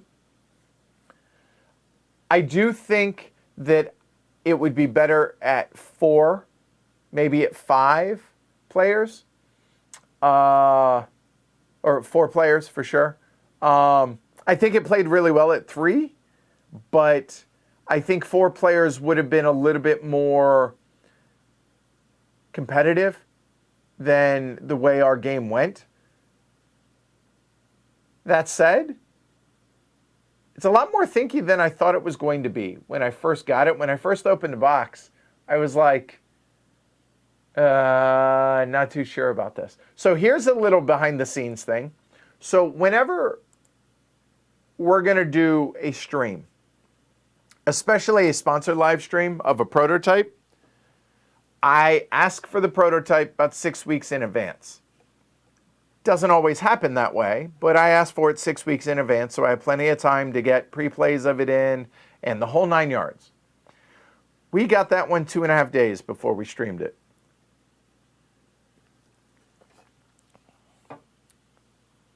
There was some miscommunication in there. And so got it on Tuesday. That is not normal. And 99% of the time, I would have been like, not happening. But we were able to make it happen, get a couple plays of it in, and a huge thank you to Ken and Greg for making that happen. That was awesome. And I think we did a pretty good job of showing the game off. And I think the teach was really good. I'm really happy with it. The ultimate compliment that I get whenever I do my teaches, because I'm my worst critic. There are some teaches to where I'm like, that was an abomination. I should be embarrassed. I should never do this again. And there are other teachers, these are rare, that I'm like, yeah, that felt pretty good. Nailed that one. That's rare though. Normally I'm pretty rough on myself. But the biggest compliment I get is whenever either a designer / publisher or like the main person who teaches the game for a company, like lead demo or whatever, whenever they say, wow, that's a hard game to teach. You did really well with that. That feels really good. Or when I hear from many of you guys, like, wow, that really helped me learn the game. I really appreciate it. Makes it all worthwhile. Let me tell you. That is awesome to hear. So, to answer your question on Dark Ages, I enjoyed it. Was it the end-all be-all? No, but almost nothing is. Yeah, so my suggestion is go watch the playthrough that we did the other day. Watch that, and yeah, make a decision on that. Cool. Yen says, please stop encouraging me to get more exotic, hard-to-get games. My bad. All I'm trying to do is help you avoid purchasing games that you and your game group will not enjoy. The end. That's it. And turning you on to games that you might not have otherwise heard about. As well as trying to present games that you might enjoy. So there you go. That's my goal with this channel. That's it. And the YouTube channel, or the podcast as well.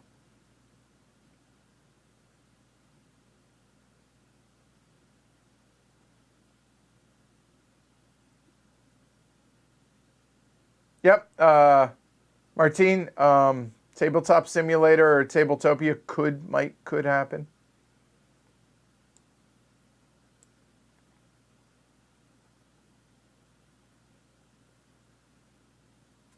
Oliver, Tabletop Blog, says, I always download the podcast and love listening to it. I'll make an effort to give feedback on it after I listen to it. It's so true. It's up to us to give the feedback. Really is. I mean, I I don't put a lot of onus on you guys. The overwhelming majority of stuff that I do, I feel responsible for, to not rely on you guys. But feedback on the podcast, you guys got to make the effort to let me know what you think on it. As I've said, that absolutely comes down to y'all. So I hear about it when it doesn't come out. So when it does, let me hear it. Let me know. And again, it's not, oh, I love the podcast, which is great. I hear it, but specifics. Joe, what's the best starter 18XX game? Best. 1889, maybe 18 New England, 1846. Choose those. If a podcast isn't working, would pre-recorded YouTube episodes as a roundtable discussion be an equivalent with better feedback options? Let me read that again, Daniel. This may have been asked or rejected as not a great idea, but if a podcast isn't working, meaning I can't get somebody to do it or don't, whatever, for whatever reason, okay, would pre-recorded YouTube episodes as a roundtable discussion be an equivalent with better feedback options? We've tried that before, and I'm basically, if I don't follow the normal format of the podcast, I definitely hear about it. But yeah, I think that would be an option. I like the idea of while we're mic'd up, recording stuff for the podcast, like first look or roundtable discussions of games. I think that'd be awesome if the people here are willing to stay and do that after we play a game, because that's the right time to do it. But that's something I can definitely get back into for sure.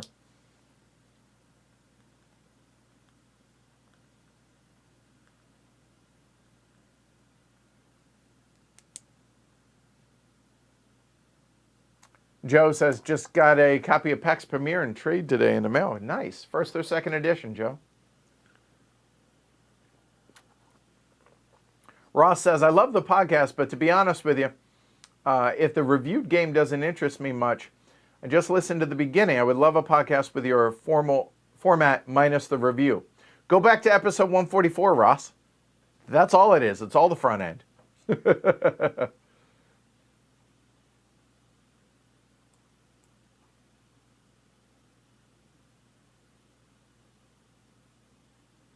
JT, Mage Knight's a beast, but after 5 years, it's still my favorite solo experience. All right. I need to get the Ultimate Edition, and I will do so here soon. Eric says, one of my favorite of all time at 2 players. Okay.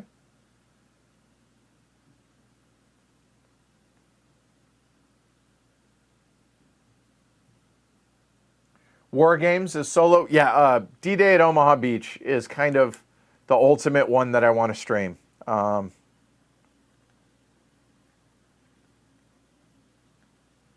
Which a lot of people say is the ultimate solo war game. But I really would love to be able to do that one with y'all, for sure. Take care, Oliver. I realized that was like 2 hours ago, but...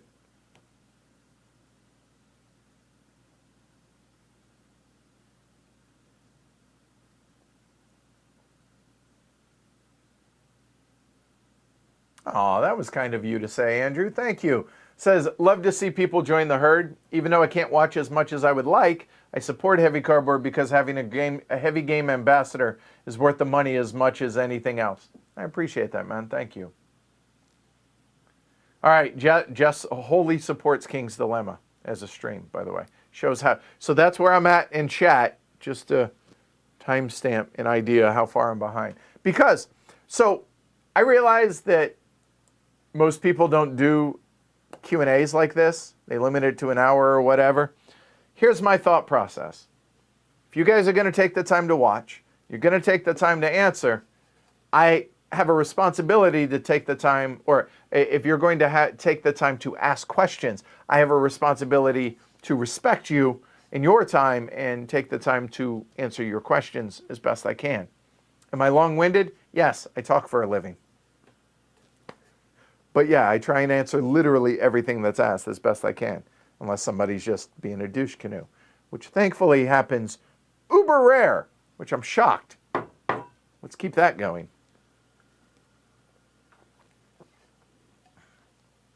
Joe says, Twilight Struggle is awesome. Having it on Steam is a real benefit during the isolation. I want to stream the real thing. I was fortunate enough to get one of the collector's edition. I want to stream that bad boy. Me and Andrew, let's do it. Or me and Jess. Or both. But got to wait until Andrew can come around. I have never played Anachrony. MTG rocks. Will HeavyCon be canceled? Not yet. Not yet. Going to make a decision on or around April 7th for that.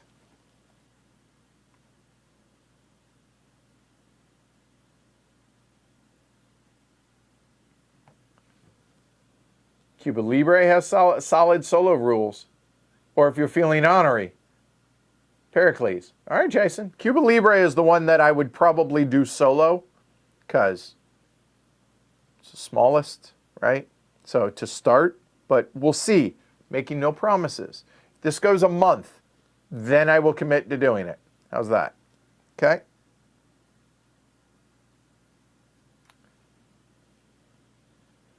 Paul says, been listening to a lot of old podcasts lately. Really like them. Some are hard to listen to with the guest mic. Great Western Trail is a hard one to listen to. Sorry, Paul. But the content's awesome. And let's face it, not everybody has these mics. I understand that. Any good intro war game recommendations? Play well solo and two-player.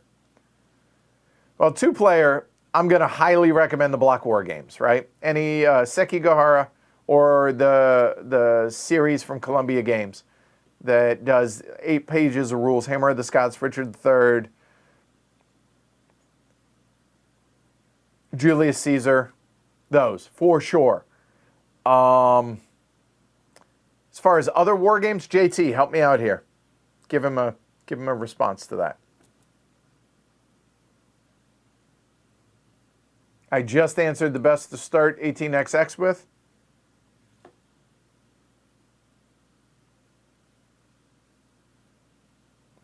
Rolf. So when Rolf was here, when we did Coffee Traders, I took him to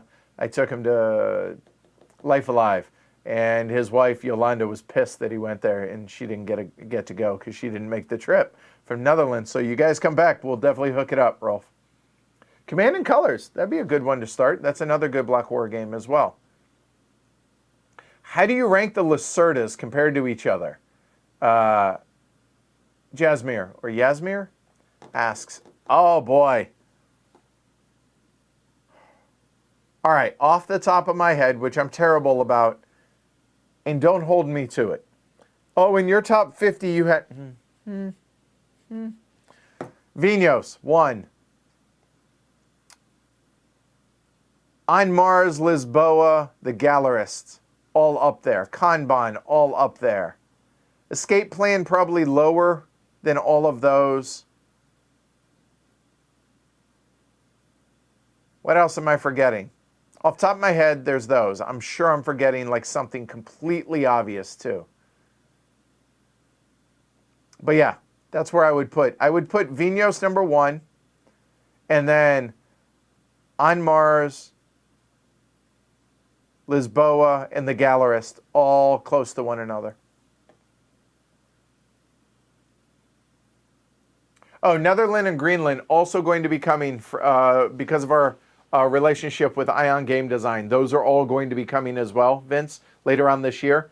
Again, everything is all tentative timing-wise based on the world right now. But yes, those are absolutely coming. But they could be done as solo games. I would have to talk to them and see if that's... Yeah, we'll see. I don't want to commit to those for sure yet. As solos, as multiplayer for sure, but solos we'll see. All right. Oh, Strike of the Eagle for block war games. I've never played it.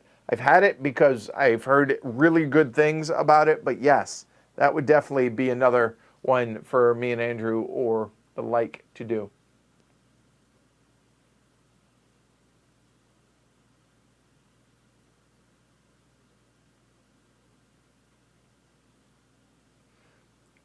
Don't do that, Jens. Says, I heard you're doing a solo stream of the Rise and Fall of Third Reich. No. No, you did not. No.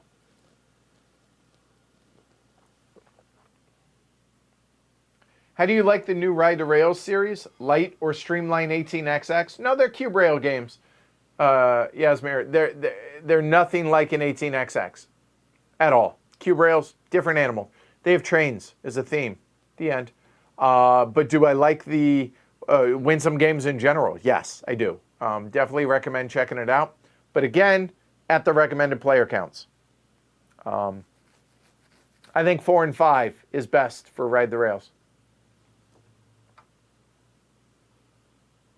Oh, 18 Chesapeake. That's another one. I haven't played that, but I've heard really good things for that being a beginner. 18XX would be another really good one. Again, I haven't played it, but I've heard very good things about it. Okay, Vince says The Wars of Marcus Aurelius by Hollenspiel. On it.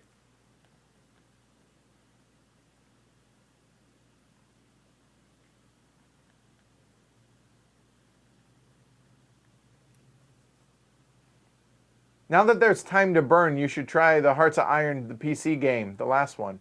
Okay. I think I have it on Steam.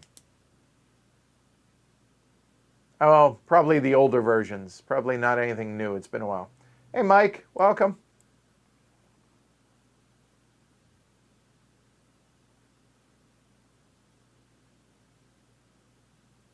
Paul says, I know you mentioned you like Final Fantasy VII in a podcast. I do, yes. That was one of the first big games that I ever finished. I mean, there's Super Mario Brothers and all that stuff, Castlevania, whatever, going older. But yeah, for Final Fantasy VII, Final Fantasy Tactics, two of my all-time favorite console video games, as well as Gallop Racer. Tell me some of y'all out there have played Gallop Racer 2004. Tell me somebody out there is as huge a fan of Gallop Racer 2004 as I am.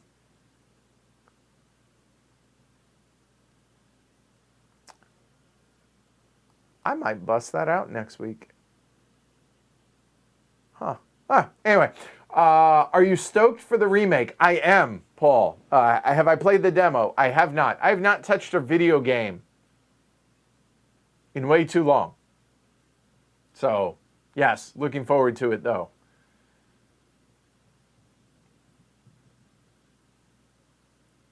Andrew says, I was going to barricade myself in, but my wife said it was not acceptable to build a palisade around the property.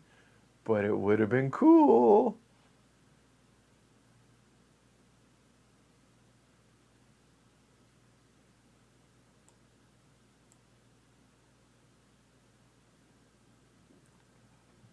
Daniel, every time I come to one of these and I read the chat window, game recommendations, I end up spending way too much money on games. Okay, so there's a good example of why not to support the show. If you don't want amazing recommendations, if you don't want to find out about awesome stuff that you might be missing out on, don't support the show. Don't go to pledgehc.com, and surely do not go to the Slack channel and have the discussion about all these amazing things and games that it might turn you off on. Don't do that.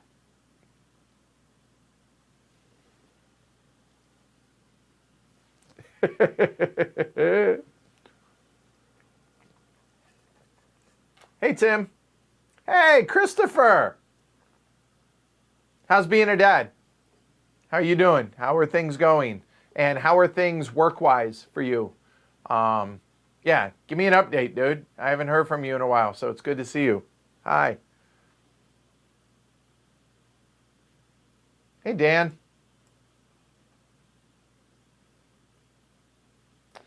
Oh, Andrew says I might be able to mail you a couple solo Hollenspiels to borrow. I'm in. Dude, it's heavy cardboard, 321 Main Street, Suite 2001, Wakefield, Mass. 01880. Absolutely. Yes. Since I won't see you till who knows, do that. I'm legit serious. Soon as this is over today, go mail me some and I will play them. That'd be awesome. Thank you. Hey, Steph. NATO Air Command. The Wars of Marcus Aurelius sounds good, just on the title alone.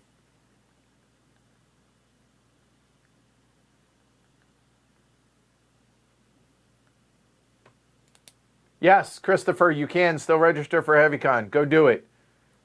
Please. It's still happening as of right now. Agricola, Master of Britain, and the Wars of Marcus Aurelius. Let me know if you want. Yeah, okay, just covered it. Boom, done. Wir sind das Volk would be another great two-plate. Yeah, but the problem with that is it's not open information. It would have cards, and that would be impossible to stream me versus the herd. But yes. Hey, Richard. A drone-mounted PTZ camera.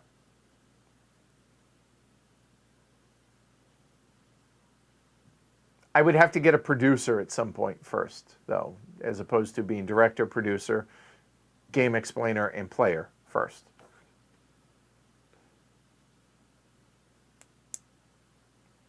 Feast for Odin.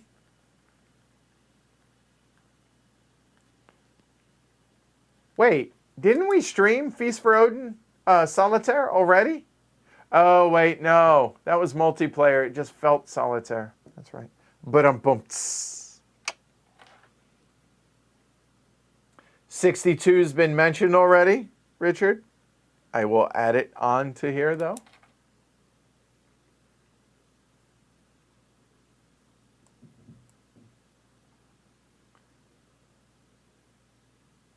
Colonial Twilight. I know it's a two-player coin, but my question is, could it be... I guess that could also be a bot. Yeah, okay.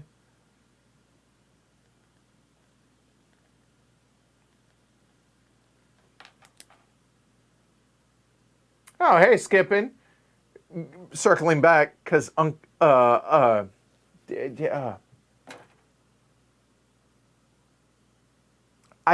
total brain cramp. Have you ever forgotten something just as obvious and you can't remember the name, like it's literally Unhappy King Charles? That's it. Skippin says, yeah, because Unhappy King Charles is fantastic. See, exactly. Thank you.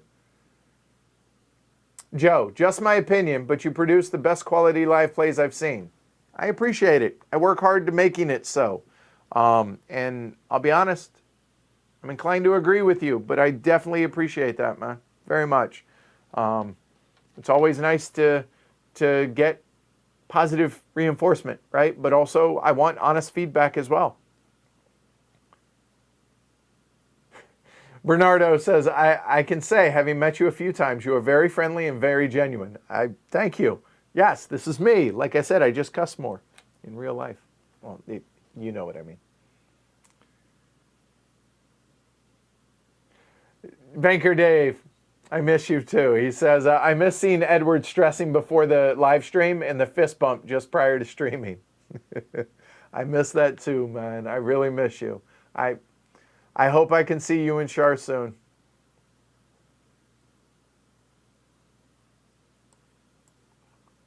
Never wanted to swear more in my life than when I was on stream. You guys have incredible restraint. And he's Scottish. Remember that, folks. Tony's Scottish. Well, Scottish. Shh, our secret.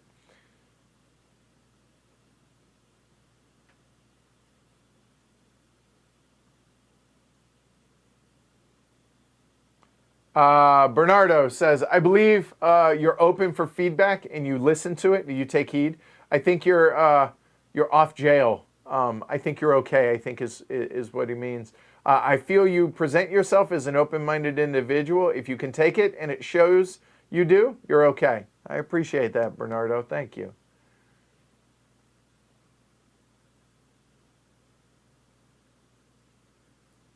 And John says, I don't care about anything that anyone jokes about. I don't get offended by anything. I don't get offended when people make jokes about something at all, ever. I might be like, ooh, but I don't get offended because, again, if you make it off limits, you give it power, and that kind of defeats the purpose. And you don't want to give bad things power. That's my thought process on it, but I also respect those that don't agree with that. I'm okay with that. Yes, sparkles. There's a reason sparkles exist.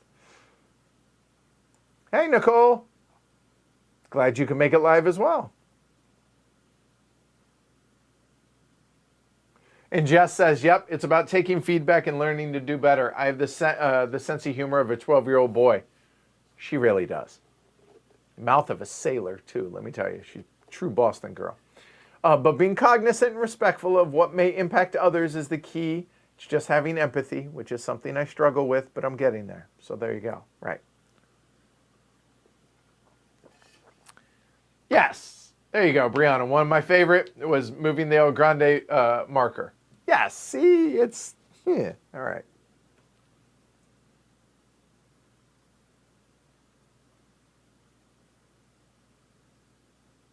Franny brings up a really good point. Being PC is much simpler when you replace the PC with a phrase, treating other people with respect. Once you think of it like that, it's easy. Be kind to one another.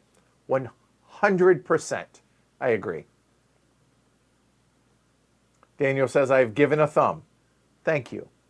And now, I can't help, but whenever I ask for thumbs, all I can picture is Martin across from me. You should see it in person, how creepy it is. Give us your thumbs. Like it's amazing. I miss my friend.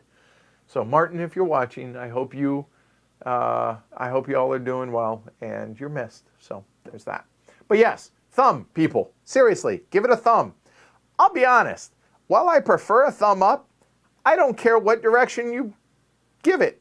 There are a couple of people out there that downvote every single one of my videos. I appreciate that. You know why? It's engagement. Thank you. So yeah, give it thumbs. That helps. Literally, it helps the channel. Come on, go hit the button. I'll wait.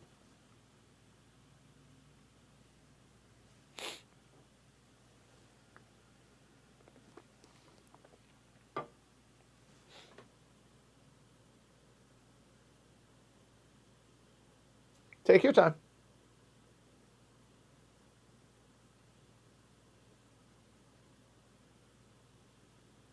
No, I'm just messing. Well, I'm not. I really want you to do that, but I'm not going to hold the show hostage. It was just that long joke. It's been going on for 2 hours, people. Bear with me, all right?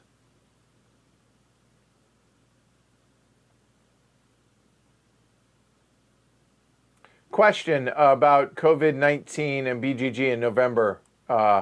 No idea. That is a go to BGG, and I'm sure that they have either at least breached the subject or something. I know nothing.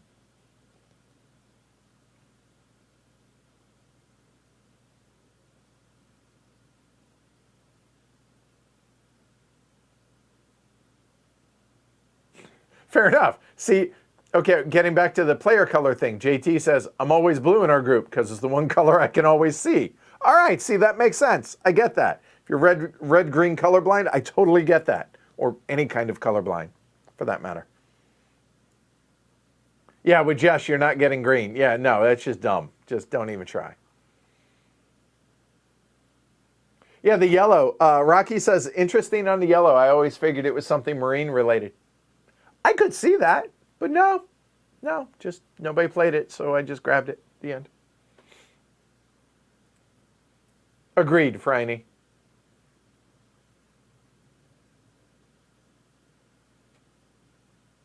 Stephanie, third or fourth person to ask about 1862. Okay, yes.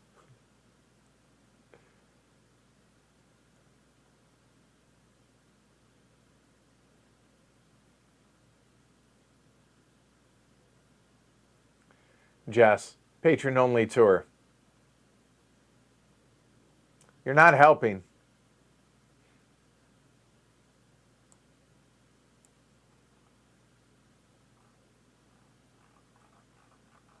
Lost my place. This is why I always highlight where I'm at, so that when I lose my place, when YouTube chat acts up, I can go back and find it. Have I played Captains of Industry? Paul asks. Yes. Stephanie, have you heard anything about when Dominant Species Marine is available? I have not. Speaking of which, I need to reach out to GMT. I just need to write a note for myself.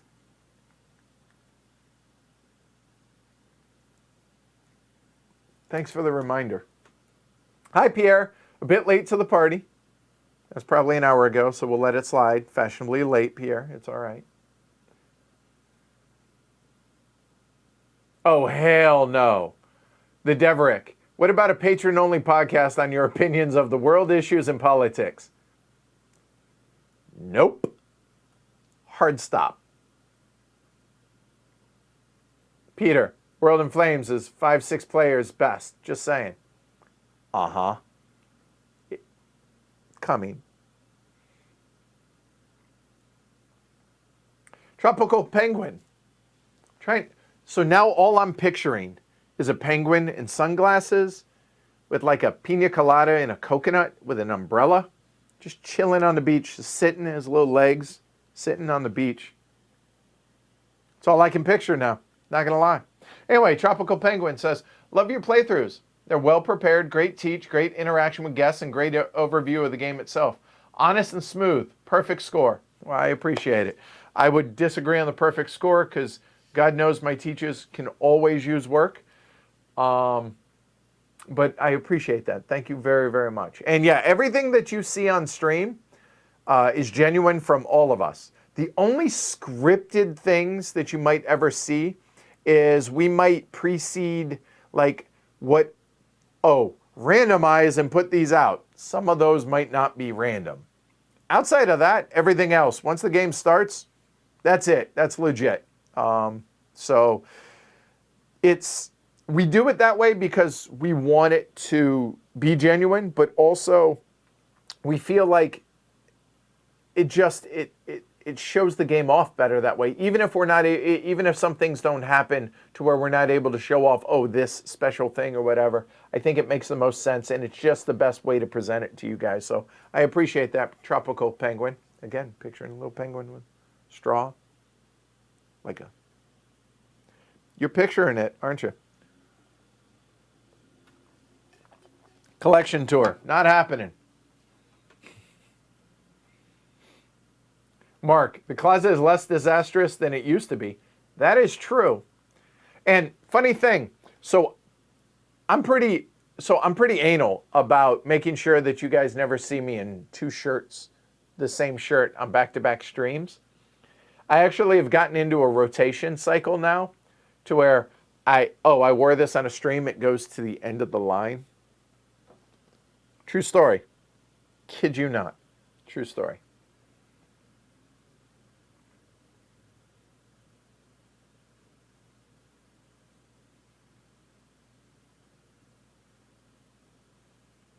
Robert, Human Affectation, says, I love it when we can see the thought process behind your decisions or influence them directly. That's most of them, I think, right? Dominic, where can I find the podcast? Look below right now. Down here, heavycardboard.com or your favorite podcast app. I use Pocket Cast. I recommend it. It's free, but recommend it. Any podcast app.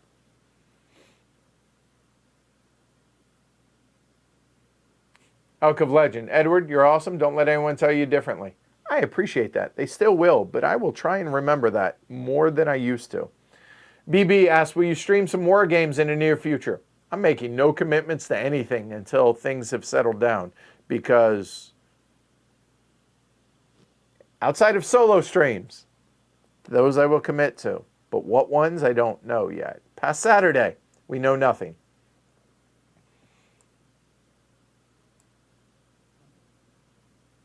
Sue Park says, what 3 games do you want to play solo now? No stream considerations.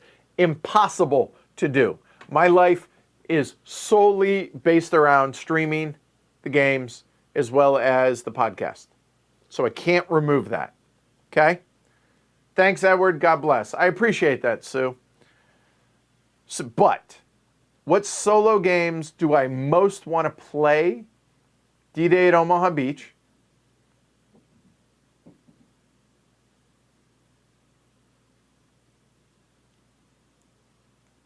D-Day at Tarawa.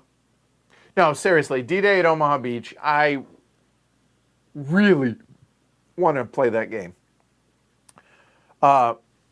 Nemo's War has been on the docket for a while, so I definitely want to get that one played.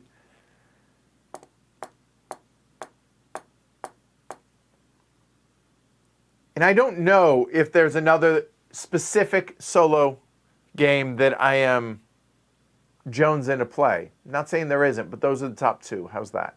Okay?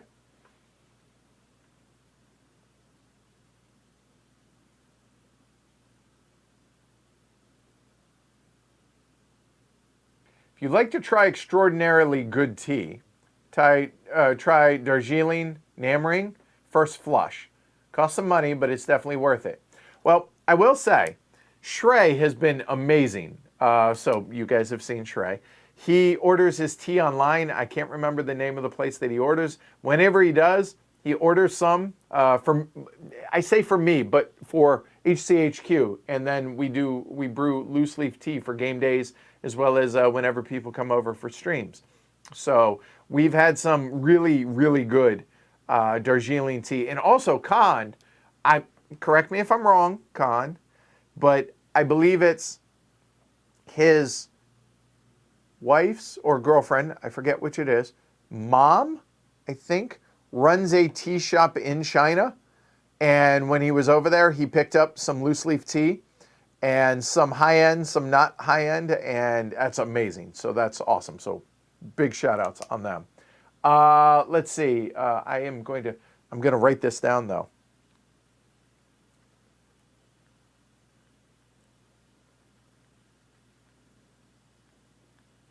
First Flush. All right. Got it. Yes, the chat's about an hour ahead of me. That's all right.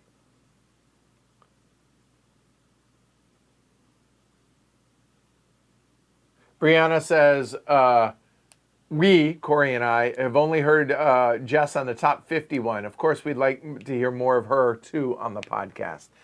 I forget what review she did. Jess can probably tell me. But yeah, back before the top 50, she definitely was on there. And she gets hella nervous before it, but she's really good at it as well. I'll be honest, most everybody gets nervous before I do as well. So, but yeah, I would like that as well.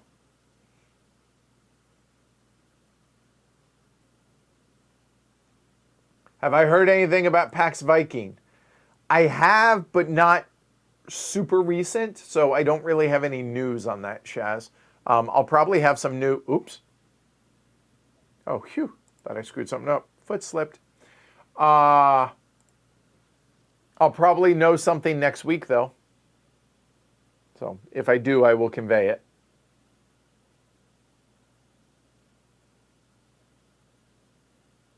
Aw. Robert says, just got Nova Luna, played with my son. After seeing your playthrough with Jess, I knew it was perfect for my girlfriend and I. Too bad I have to wait until after isolation to play it with her. I'm sorry. That sucks. Horizon Zero Dawn. That is it. I knew we would get there. I knew somebody would know it. Thank you, Dominic and Brianna. Martine, Eloy, yes. See? Jason. You guys are amazing. You're way better at this live stuff than I am, apparently.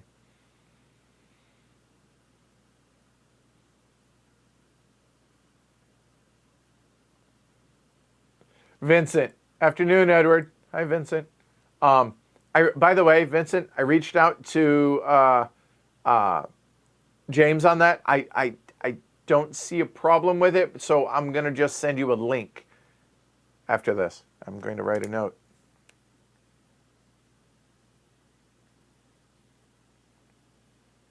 I've heard no one else having the issue, so I'll just send you a straight link. All right, Vincent? There you go. Edward versus Patron Poker. With all the solo gaming, have you tried the Rootbot expansion? It actually feels like playing with other players. I have not. I will add it onto the list, Brian.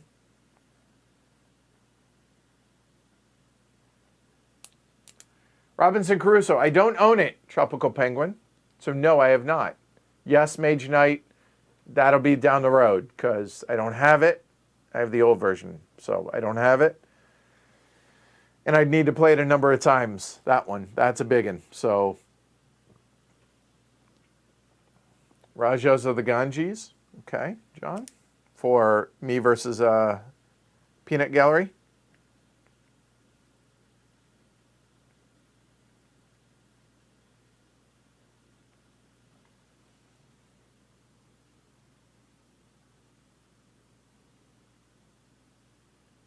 Animal Crossing. I just don't get the appeal. Just try to explain it to me, but hey, play what you dig, though. Oh, hey!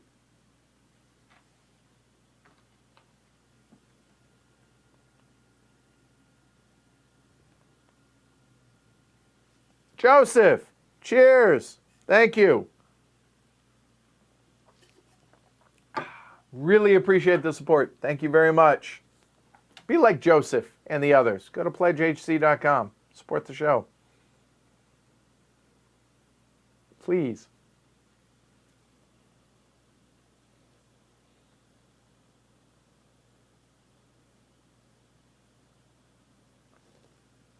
Hallertau? Vince asks, is Hallertau on your anticipation list? 2020 big box Uwe game from Lookout about making beer in Germany. 3-hour play time on the box, 300 cards, 300 wooden pieces, 18 punch boards. Is it the Uwe game we've been waiting for? 95% the answer is no, because me and Uwe have done this. But am I looking forward to it? Uh-huh. But we'll see.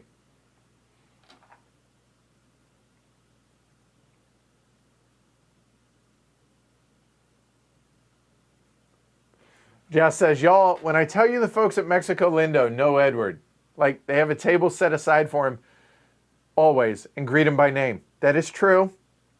I'm not there that often. That's the thing. Like I've only gone there like 4 or 5 times ever since I moved here in over a year. But yeah, treat people nice and yeah, really good Mexican food.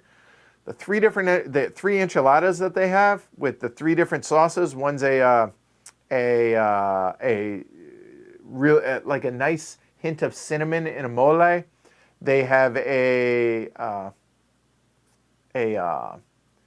just a verde sauce that is, it's a little bit sour, just enough sour with the tomatillos, and they have this coleslaw that they serve with it that offsets it. Oh, so good.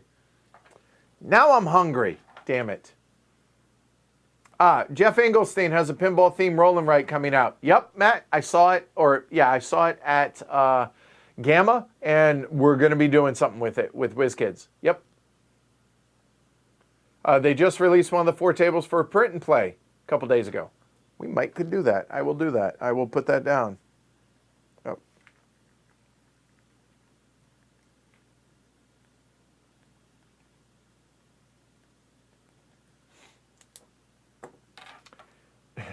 Jess says, I mean, he did save a man's life there, so he's memorable. Maybe he'll tell you the time. I didn't save his life.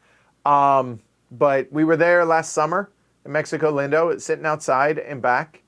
And this younger dude, early 20s, was there with some buddies and stood up and collapsed, just straight up fell out. And people were like, ah! And I immediately grabbed, I was like, hey, do this, da-da-da-da-da, directing people around. I called 911 because people freeze a lot of times when they do that. So I called 911 and I was like, oh, well, maybe he's okay. His friends are like, no, he's fine. He's sitting up. He was conscious. He's okay. But he was sweating really bad, like soaked through his shirt, sweating bad. And he started to get up and fell out again. And I was like, yeah, you need to send an ambulance here. So they did, and so I didn't save his life. I called 911 and just whatever. But I appreciate it, Jess. Thanks.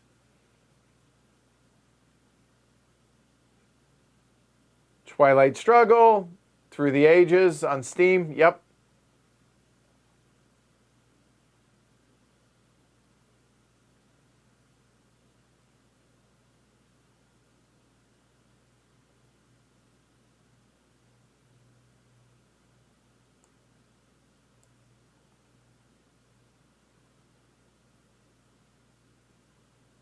Daniel says, in regards to your teaches, I've used them as a model to teach board games to my group. You really changed how I teach.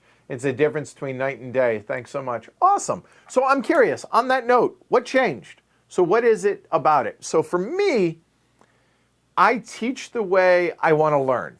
Because that just, I do everything the way I want, how I would want it done. So I do the podcast in a very structured way because that's how I listen. That makes the most sense to me. And so I teach, okay, give an overview, give the components, and I do a fully thorough teach, as you guys know. I've never heard thorough used as a backhanded compliment or as like a criticism. But there was one teach that I did from a publisher that was like, wow, your teach was super long. You are extraordinarily thorough. And I'm like, what do you want? Like, yeah. Whereas, see, I think there's value in the way people like John do games, right? Over on John Gets Games. Because he's like, here's an overview, boom, let's roll. And I'm like, I think that's kind of a cool way to learn it from a video and I can watch the whole thing. I'm okay with that. It would drive me nuts doing it live, like in person, because I want to know how to do everything. I might forget some of it. I guaranteed I'm going to forget some of it. But when I'm like, oh, I forgot, be like, nope, I remember you told me, I just forgot. But yeah, I do not learn that way at all. So I teach the way I want to learn. So it makes sense. So I'm just glad to hear that it helps some of y'all out there, the occasional person. So very grateful, and I'm glad. It's the whole point of this, right? Where do I want podcast feedback, Jens? Shoot me an email, Twitter, the Guild, Slack, here, wherever you want to give it. I'll take it. Thank you. Banker Dave says, amen, Daniel. Edward's teaching method's very good. I appreciate it. Can we get an interview with Clay for the podcast? We've done one. I don't know if it's been, we have? Yes, go listen to it. I highly recommend it. Interviews. I need to get back to doing those because I really enjoy them as well.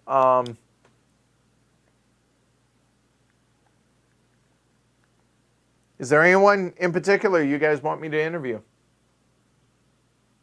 Shenzhen. That's it. Shenzhen. That's it. Thank you.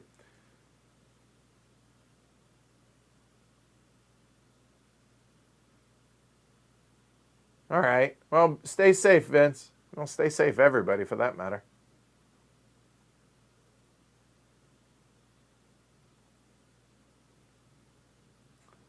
The Ryle. Why aren't all the previous Golden Elephant nominations and winners on the website? My bad. It's on me. Sorry. Golden Elephant Award website. Plus, that's James, and it's not the biggest priority on things. Plus, he's got his own life stuff, so, but I'll try and get on it.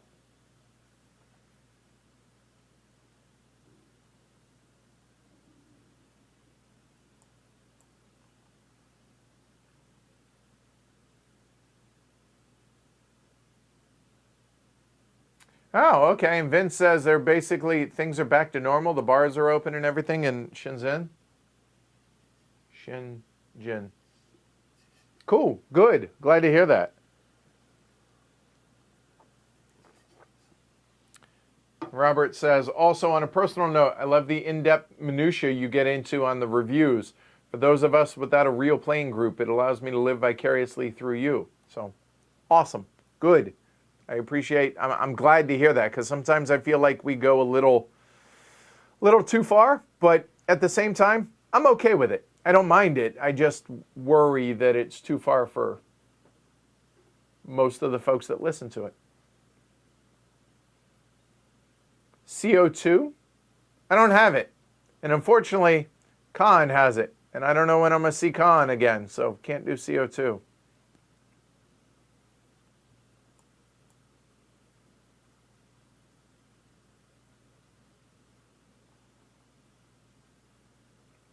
Take care, Asbjorn. He's probably already finished with dinner, I realize, but...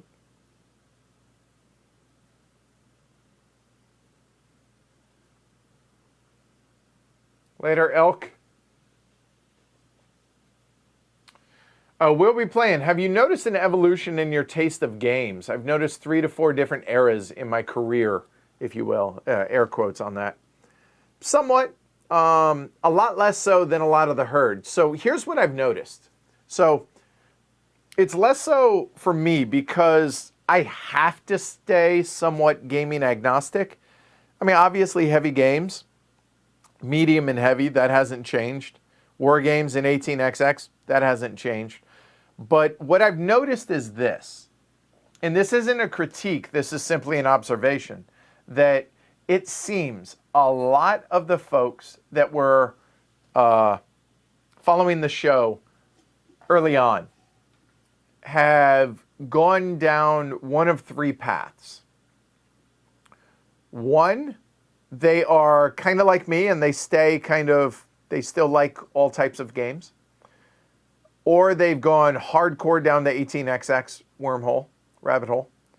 Or they've gone down hardcore the esoteric wormhole, rabbit hole.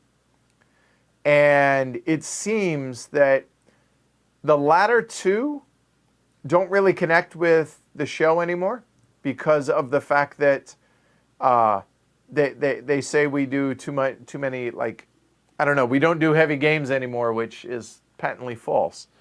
But there's only so many esoteric games that I can do, and 18xx games that I can do. But yeah, so I definitely noticed that people in general in the herd seem to have 3 different paths that they're going down. And I don't know that the show has diverted too much from the original thing, from what it is. So I'm good with that. And I'm okay with that. I still really enjoy 18xx games, but not to the exclusivity of others. Same with war games. I enjoy all the games that you see on the show. Not literally every single game, but the breadth of games that you see on the show. That is, yeah, and I'm good with that. I'm happy with that, and I like that. That's good. But have I noticed that I've gotten away from stuff like I don't like a lot of Stefan Feld's more recent things. Uwe Rosenberg and I have pretty much diverged since Glass Road. Whereas his earlier stuff I still really, really like. So stuff like that, I see different, paths or different evolutions, I guess. So that's it. Okay. Yep, solo games. Got a list of like 15 so far.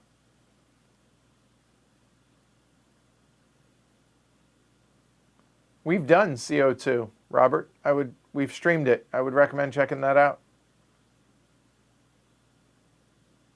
Final Fantasy Tactics, got to be the best on the platform. Just saying, it's a classic, and I love it. I still have the Tactics guide.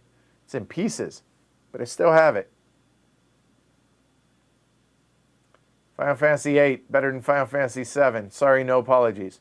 Hey, no apologies needed, Eric. You have the right to be wrong. No worries. Brenton, I know you're not the biggest fan of Terraforming Mars or Underwater Cities. Do you have a preference out of the two? So I have the expansion for Underwater Cities. Planning on streaming that when we can. And I haven't played it yet, so I don't know how that changes Terraforming Mars. Or I'm sorry, Underwater Cities. So base game versus all the expansions at Terraforming Mars, easily so far. But I haven't played the expansion at Underwater Cities, and I'm talking about Terraforming Mars with, I don't care about Venus, and that felt, especially since we just streamed it. Turmoil, Prelude, absolute musts. I think those make the game way better. Really enjoy that. And Colonies is cool as well.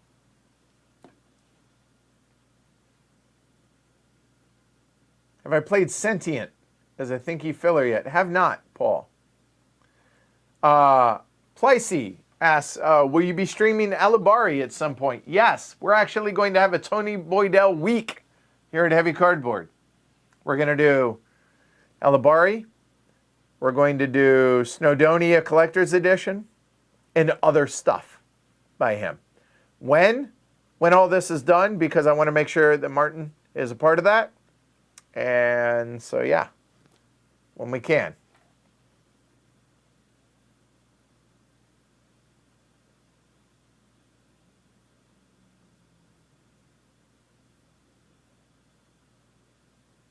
Twilight Imperium. When I get a bigger studio. Content consumer. Deal? Fair? Okay.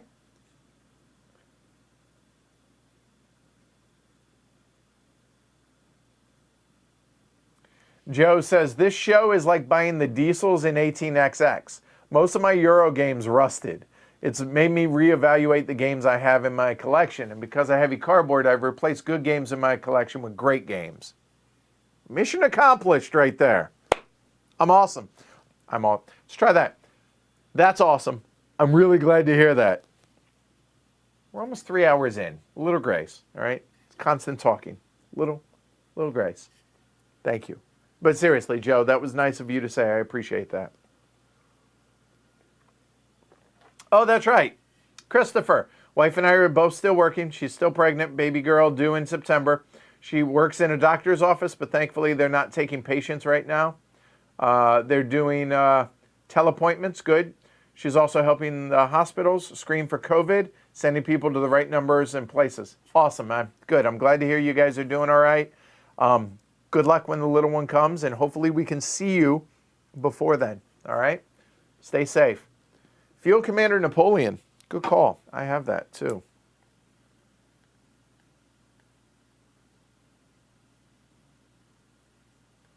I'm curious, Ryle, Napoleon or Rommel, because I think I have them both.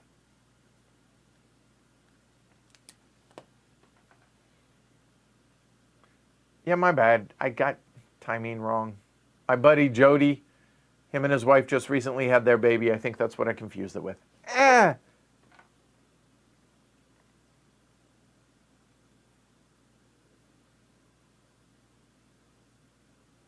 Nova Luna could happen. Again. But again, I don't know if I want to do ones I've already done. I don't know that I don't, but I don't know yet. Why are you so mad? Can you say anything about your thoughts on Dark Ages? Go back. I already did that during this. Yes.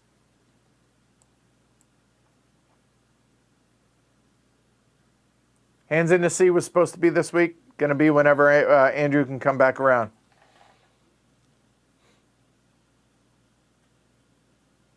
I know you were, Joe, but I appreciate you coming back. Thank you. Get ready for game night. Call me Steve. Apologies if you've adjusted already. Any thoughts on how COVID might affect the board gaming industry? If FLGSs around the company might have to close shop?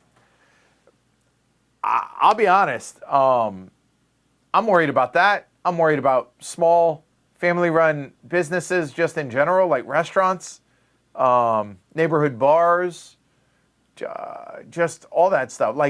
So where I live is a town called Wakefield, and we have a main street. Like, it really is like Andy Griffith, like Mayberry here, kind of, in a way. And I'm worried about all the small businesses that are up and down Main Street here. This is scary stuff. Yeah, I don't know. Yeah, I'm worried about them. But how does this affect the board gaming industry? I don't know yet. I think it's too early to tell. It all depends. I mean, from what Vince is saying, that things are close to back to normal in Shenzhen, where he is in China. So I don't know how this is affecting manufacturing. But if manufacturing continues, then production continues, which means new games are coming out. So that's a positive. The negative is if people are having to if people are losing their jobs, they don't have as much disposable income, so people aren't able to buy the games, which means then their companies are sitting on stock, which means they can't pay bills, and it all snowballs. So no one knows yet. It's scary. And it's scary for everybody out there who works in an industry that is affected by this, which is most everybody. I mean, it's tough on me right now because I depend on disposable income from you guys. But it's not just me that I'm worried about. I'm worried about you guys as well because it's tough on everybody out there right now. So, like, I eat at home. Like, nothing goes to waste right now because money's tight. So I imagine it is for you guys as well. How does this affect the FLGSs? I don't know yet. I don't think anybody does, but hopefully they can survive. Hopefully this doesn't go on too much longer. Put a gun to my head and get my opinion. I think this goes on for a while. I don't think there's going to be any conventions this summer. Yeah, I think this is going to be world changing. I hope I'm wrong. We'll see.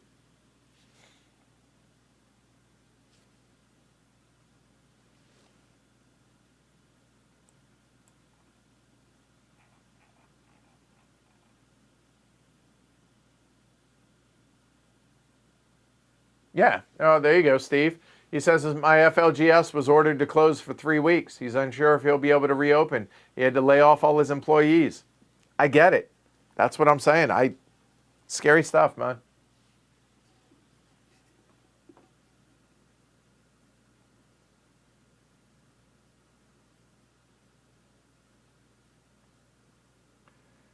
Felix, now that I've been living in the Northeast for some time, how are your feelings about it, good or bad? As I've said, the people are nicer and warmer than I expected. That's a big positive. It is stupid expensive to live up here, and I hate that. That's a bad. For the most part, there is wretched Mexican food. Well, there's 2 exceptions. There's Aaron's Taco Cartel, which is really good as well. So that's bad. I miss good Mexican food. So I hear flights to Mexico right now are really cheap. Again, somewhat of a joke. But there is a part of me that wants to buy a flight for like September to go to Mexico City for 3 days. Do nothing but eat tacos. It's a bucket list. Y'all got time. Go watch Taco Chronicles on Netflix. Not right now this second, but seriously. The show, I've been talking about it for a while. It's told from the point of view of the taco, kind of. It's amazing. I have never once been so motivated to travel to a place due to the food as I did watching that show. I paused it in the middle, went on the kayak to find out how much flights were to go to Mexico City. $300 at the time. That seems reasonable for a weekend taco binge trip. And there's a patron, somebody out there that listens to the show that lives in Mexico City, said if you do come, let me know. I'll hook you up. That's going to happen. So yeah. So I miss Mexican food. The Chinese food here is amazing. Legit amazing. I've yet to go to the North End and have Italian food. I blame Jess for that. 100%. And that is a travisham mockery. That's a travesty. Seriously. That needs to happen once things... Other than that, like, people are like, oh, the winners. And I'm like, come on. I'm moving from Colorado. I miss Colorado. I legit do. I miss some of the people in Colorado. But the people up here have been awesome. So overall, I would say it's been fantastic living up here, but the cost of living sucks. So there you go.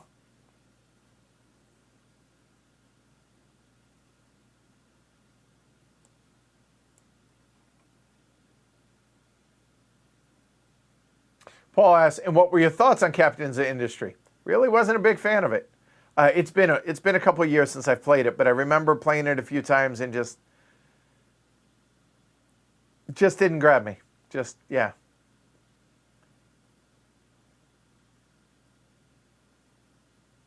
Paul says, I watch this for board games, get enough politics elsewhere. I assume that's in reference to somebody asking if I would do a patron-only pod. No, I will not. Flat out, no.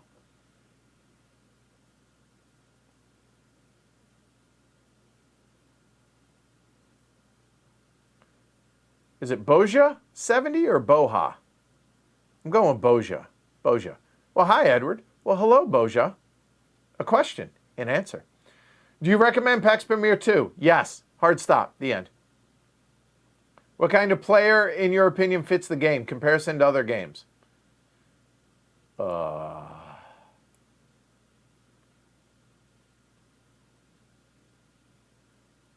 It's the most approachable of the PAX series, but it's kind of its own animal in that regard.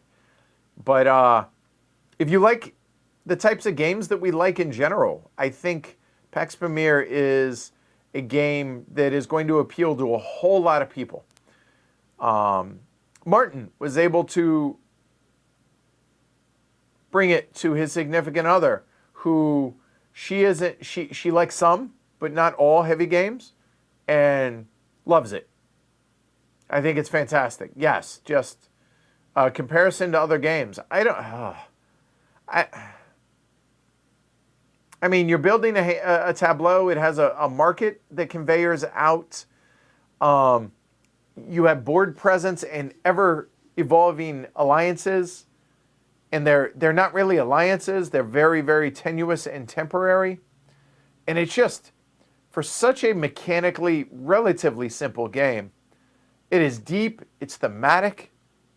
It's just so good. Yes, PAX Premier 2nd edition. Do I recommend it? Wholeheartedly, yes.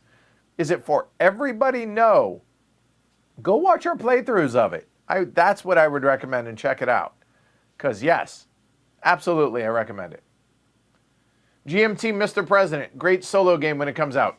Most anticipated game on my list. The end.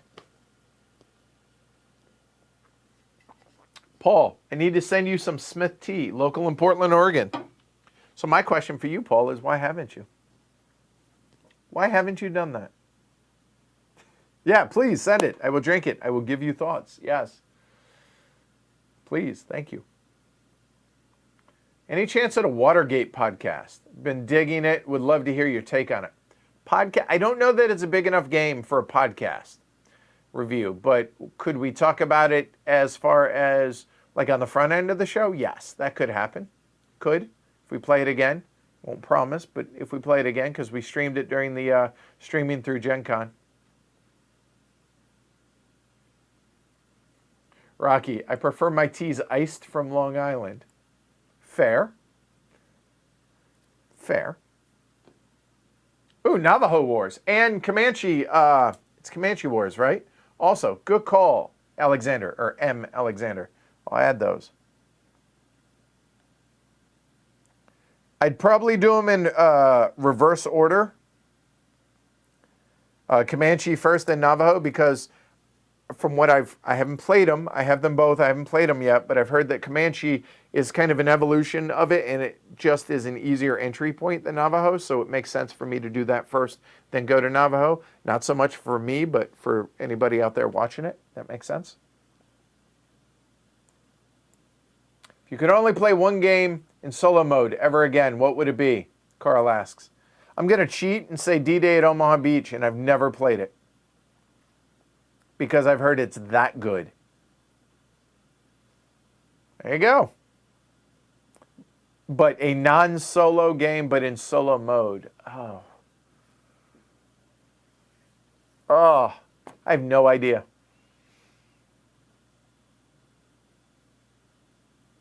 Not Age of Steam.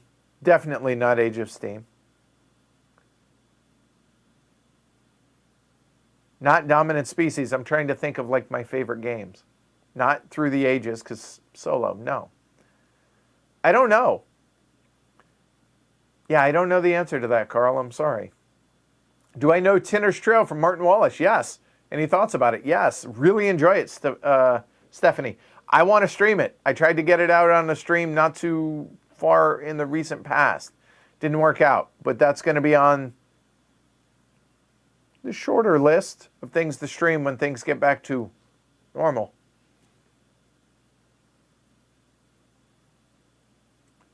Your coverage on an infamous traffic, second video especially, really underlined my interest in it. So I'm curious now, when was the last time you played it? When we last streamed it? And how do you feel about it now? What do you like? Exact same thoughts I thought about it then, because I haven't played it since. And it has nothing to do with the game. Has 100% to do with the tyrannical nature of the show. It's that simple. Churn and burn. The only reason I'm able to play Age of Steam as often as I am because we do monthly Age of Steam streams. I haven't played Dominant Species since we streamed it.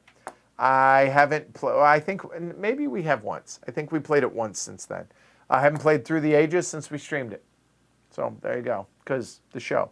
But yeah, but thoughts haven't changed. Still a big fan of it. Just don't play it, but that could be said for 99% of the games that are in my library. Steph, damn it, Edward, now I'm craving Mexican food. Me too.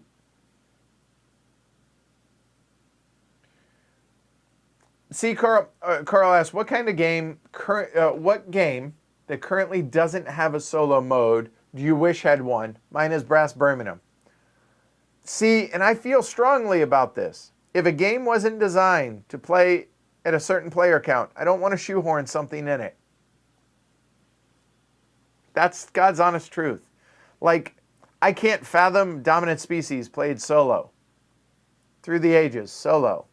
It's not how these games were designed to be played. Brass Birmingham, for that matter. I mean, don't get me wrong, I'm not saying you're wrong or you shouldn't want that. That's you, 100%. I get that.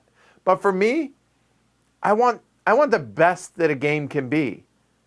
And so, like, if the game plays 1 to 6, does it? Really? Just because it can doesn't mean it should.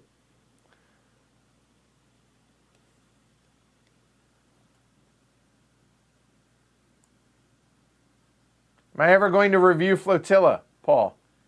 Am I ever going to get a copy of Flotilla, Paul?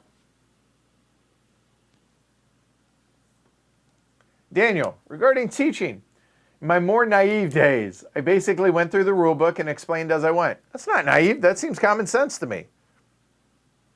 It's how I would anticipate if I didn't know that any better. Not know any better. It's not the right way to put it. If I didn't know there was a better way to do it. How's that? That was terrible. You show me, first explain the endgame objectives, then break it down by subsystems and explain each of those and how they interconnect. I'm a tactile learner, so watching your teaches really helps me in that regard. See, and that's exactly me too. I like examples. Okay, I hear you. I hear what you're telling me, but seeing the actual things move and what it is that you're doing, and sometimes literally moving the pieces myself to do it, helps cement the concept or the idea to me. That's why whenever, I think it was funny, indulge me a little, somebody made the just crappy comment that was just patently false that I don't even teach heavy games on the show anymore. Whenever I have somebody that's a guest teacher for maybe they're an expert on the game, like say Jeff for High Frontier or Terraforming Mars, or something like that, or the designer here. Whenever they do that and I ask, and I kind of reiterate something that they say, I'm not saying that to be pedantic.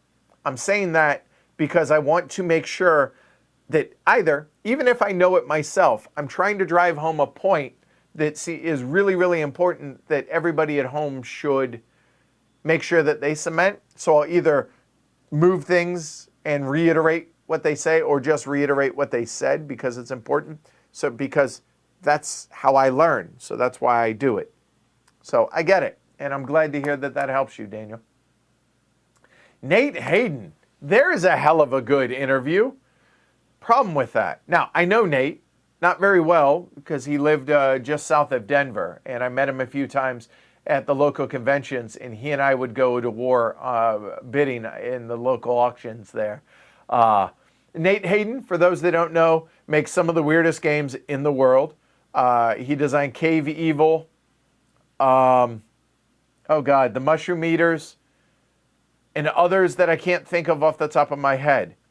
The problem with interviewing Nate Hayden is I want to play his games first, and I haven't. I have the mushroom eaters, and that's it. I would want to play some of the games to be able to have some context before I interview him, but that is an awesome call on that. I will make a note, though. Good call. Pierre says, been introducing Teotihuacan with your teaching notes as a helper. It's been a great aid. Awesome. Very good. Glad to hear it. David Turtsy. That'd be a very long interview. I can't shut up, David. I love David. If he's watching this, you know I love you, David. But yeah, that's actually a good one as well. And I pronounce his last name wrong because that's not how you pronounce it. And I can't pronounce it the way he does, but I try.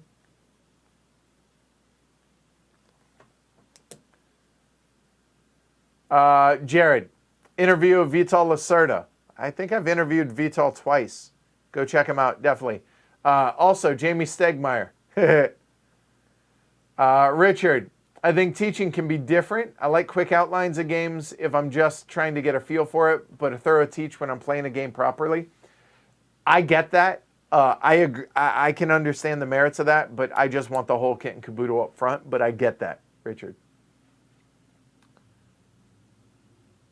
Jonathan, checking in on work break. He's probably off work by the time I'm getting to this, so all right.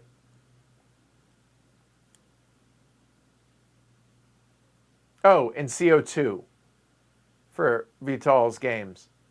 I would put it below the group of, so there's Vinos, the group of 4, including Kanban, CO2, and then Escape Plan for me. There you go.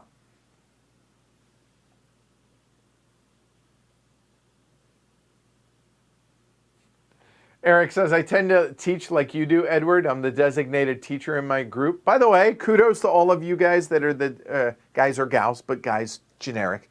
All of y'all that are the designated game learners out there. That's a unheralded job, and kudos that this hobby wouldn't be as amazing as it is without y'all. So well done, y'all.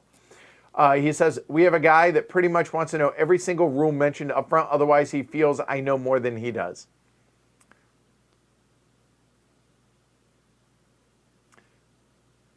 God bless you. If I forget something, like whenever I'm teaching games, not necessarily for a stream, but like a pre-play, if I forget something, I'm like, I forgot.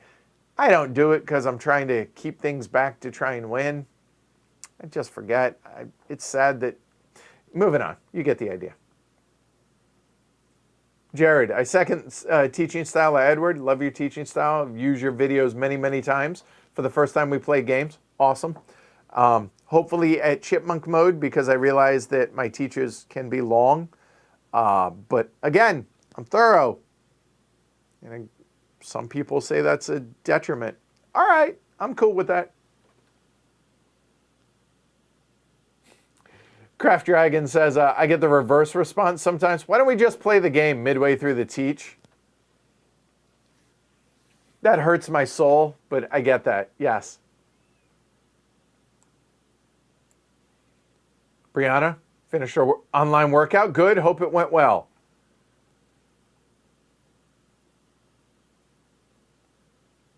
Jonathan, he would like to see Mage Knight sometime. Me too.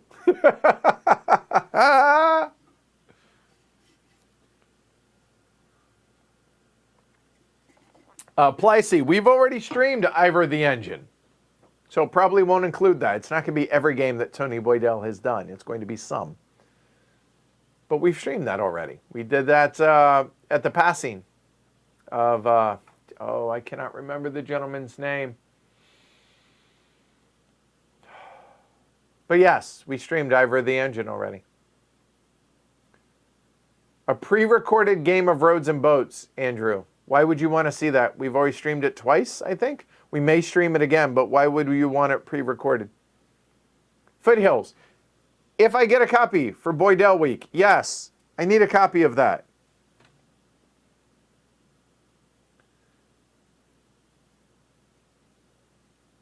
Peter Furman, thank you. Eric, yes. Nick, hello from Russia with love. I mean, could it be anything else? Thank you, Nick. Hello from Boston, also with love, although it doesn't flow quite as well.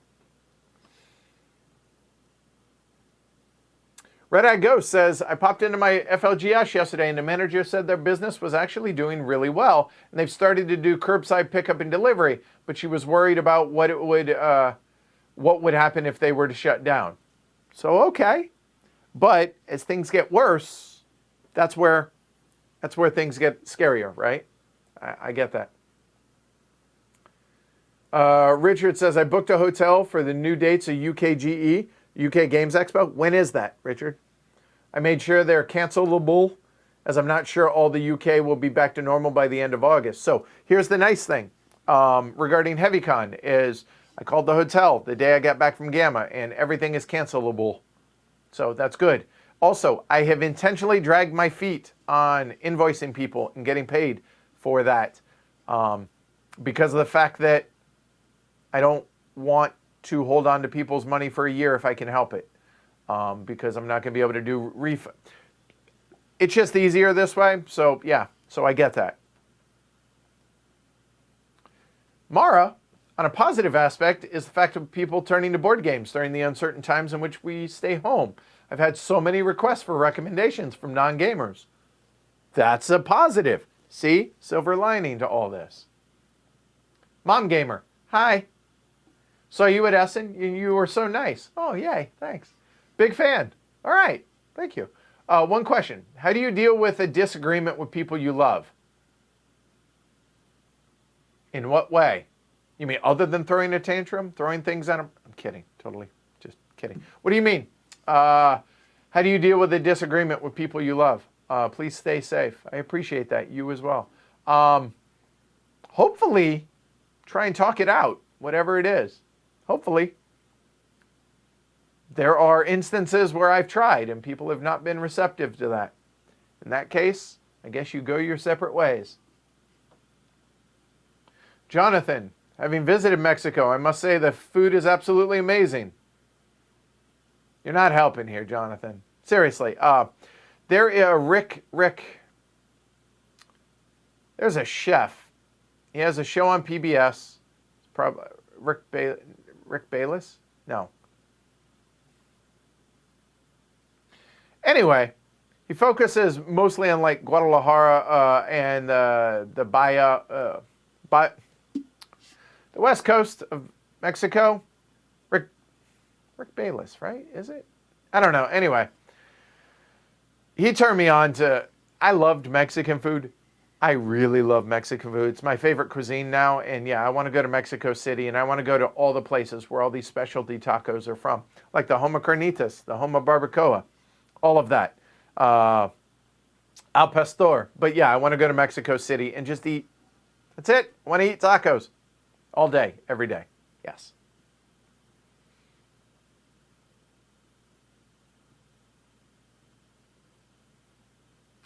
I don't know that I've eaten hardly anything Russian, Nick. What would you say is the best Russian food? I'm curious. Tell me that. What's your preferred steak, cut and grilled or cast iron skillet cooked? Ribeye, hands down. How cooked? Medium rare. Anything past, I would argue anything past that, it's a ruined steak. I might be okay with medium for people to eat. There was somebody, I won't mention a name, I was eating with recently, got a well done steak. That hurt me. A lot. But a ribeye. Grilled, ideally. However, I don't have a grill now that I'm here in the apartment, so I cook my steaks in a cast iron skillet.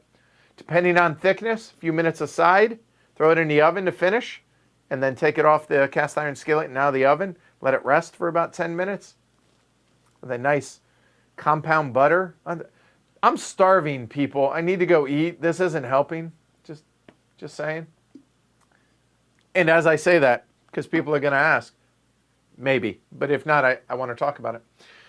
Favorite dish I make and best dish I make, pollo ciudad, city chicken. Everything completely made from scratch. I don't raise the chickens, but outside of that, right? Homemade Mexican rice, peas, carrots, all that, right? Got a base of that. A boneless but skin-on chicken thigh, pan-fried in a cast iron skillet so that chicken skin is nice and crispy. Boneless is important so you can just cut through it. On top of that, you get some sauteed onions and poblano peppers.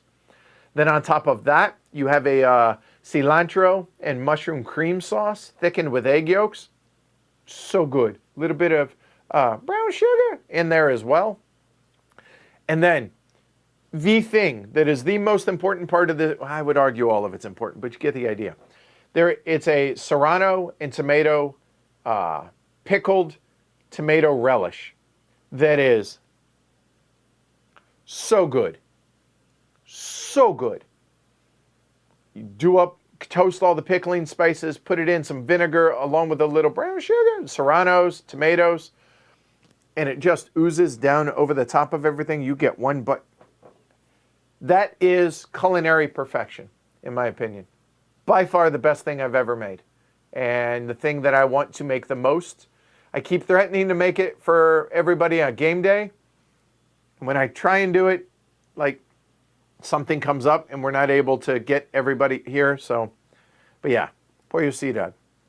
To die for, best meal I make. I would argue best dish I've eaten.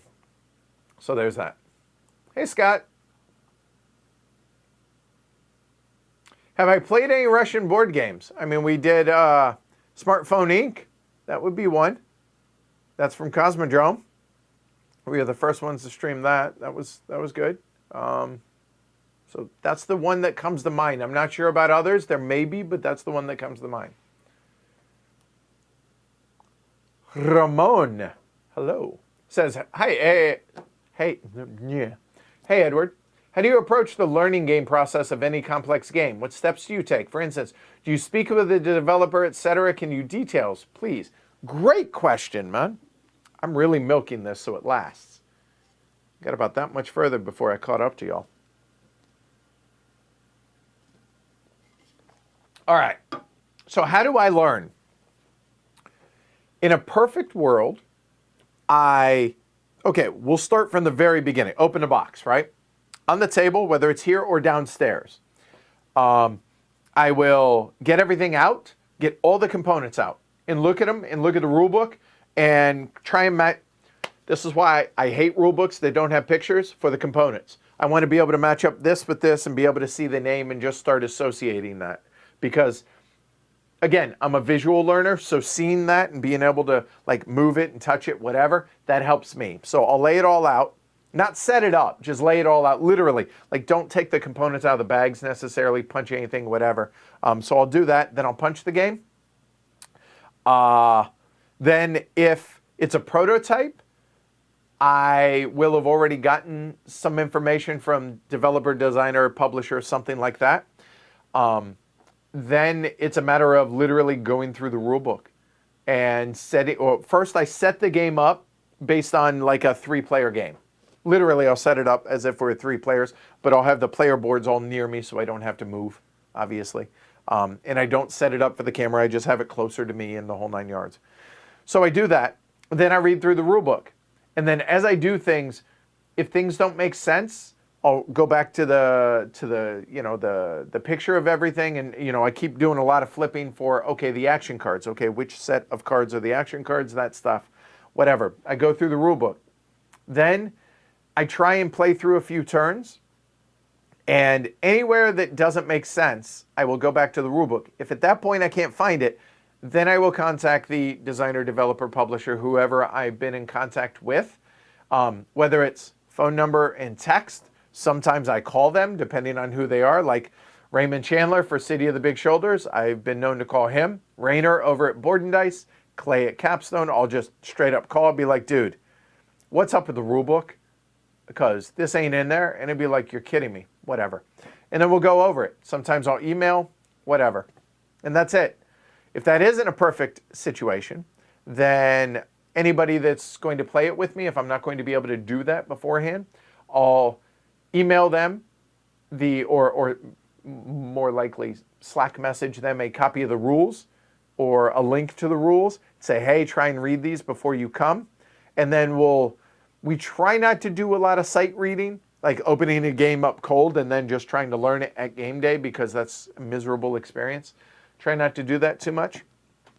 So send the rules ahead of time for the people that are going to play it for a stream. And then we'll sit down and play the game. Hopefully we'll not have to go through the whole rule book together, and then we'll reference the rule book as we go. So that's kind of the process. All right. Hopefully that helps.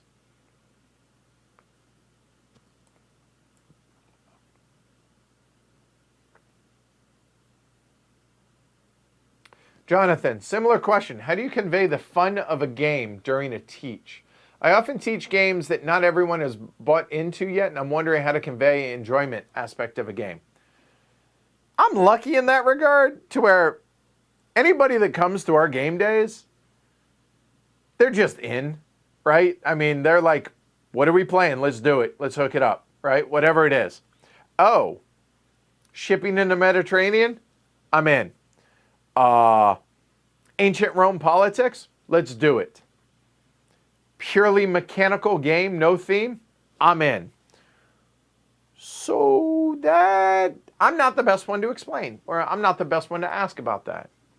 Paul Grogan at Gaming Rules would probably tell you the theme, tie that in. Try and convey the theme and give the setting and the theme and lean more heavily on that if people aren't already bought into the game. Like Brass Birmingham. You watch Martin's teach of that and how he talked about just the living there and the just tying in the theme of the game and bringing it to life. You tell me you don't want to play that after listening to that? So that's probably the biggest suggestion I have, is if just mechanisms and how things flow together and all that isn't everybody's cup of tea in your group, then the onus is on you as the games teacher, which, again, it's a thankless job for the majority of you guys, but thank you for doing it. For most of y'all that do this, if you do have to bring in theme, practice bringing in theme. Like, do a little research on the thematic period of the game and tie it all together to bring the players into it more. That's the best thing that I can suggest for you. All right? Comancheria. That's it. Not Comanche Wars. Comancheria. That's it. Thank you, Vince. Yeah, Comancheria could definitely happen. That'll happen before Navajo Wars, as I mentioned. So there you go.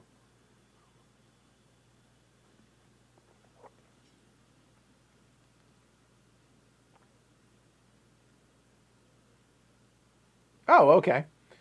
M. Alexander says, versus Comancheria versus Navajo Wars. My understanding, it's true, but also that the former is a bit more fighty, and the latter is a bit more managing your families and tribes, and Navajo Wars is regional to where he lives. That totally makes sense, because let's face it, you like playing where your area is, right? Like we played Grand Trunk Journey the other day, and Boston was in there. I was like, cool. Anytime I see Portland or Denver, like those are kind of my homes, right? So I get that. Inish, Daniel asks about after coming out of the current situation. I'm not super in love with the game, but would I do it? Yes. And I know, is it Greg? Maybe Shrey. Somebody in our group has it. So we could do that, possibly. Yeah. Solo maps for Age of Steam, that's definitely something that I'm probably going to do just on principle, because Age of Steam and solo. Sleep well, Vince. It's probably already an hour into sleep, but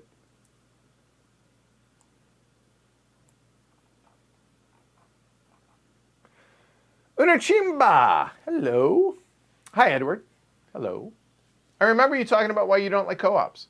It was really informative. How do you feel about team games? 2 versus 2 or 1 versus many? It's competitive, so I could see it. I haven't played a whole lot of team games. In fact, there's a game that I just picked up at Gamma that I talked about on the podcast called Etten. That's a 2v2.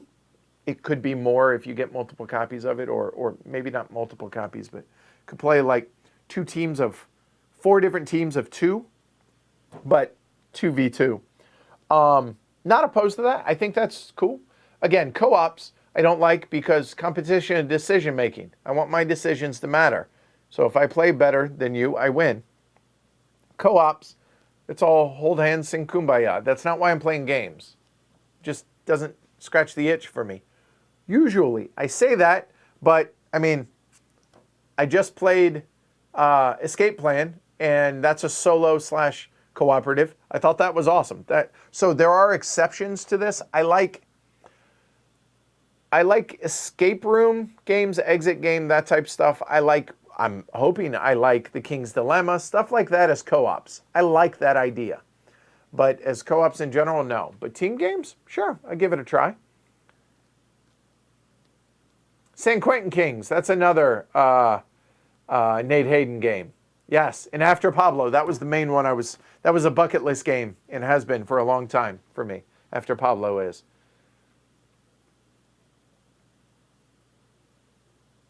Yeah, I'm down for that. Paul and Franny, I would love to be able to get a copy of Mushroom Eaters. I have one, so if you ever come around, we could play it. I'm down for that. Been playing games on Board Game Arena. Look back to Clans. Is that Clans of Caledonia? Is that just the game Clans? And Zolkin for a teach. Nice. Take care, Craft Dragon.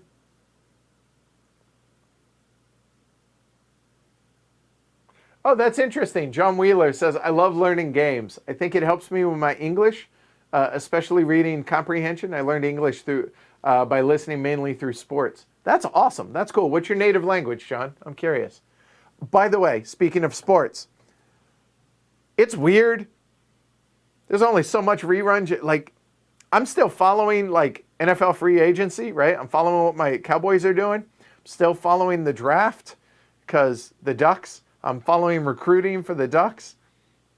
Baseball, I've basically bailed on because there's not a whole lot going on at all there. But I will say, if you guys have not seen, there was a thing on CNN the other day. Broadcasters, sports broadcasters, doing play-by-play for everyday life stuff. I don't like Joe Buck, but some of those were legit hysterical. So that was entertaining. That was funny, and I appreciated that. All right. Whew, still going. All right, here we go.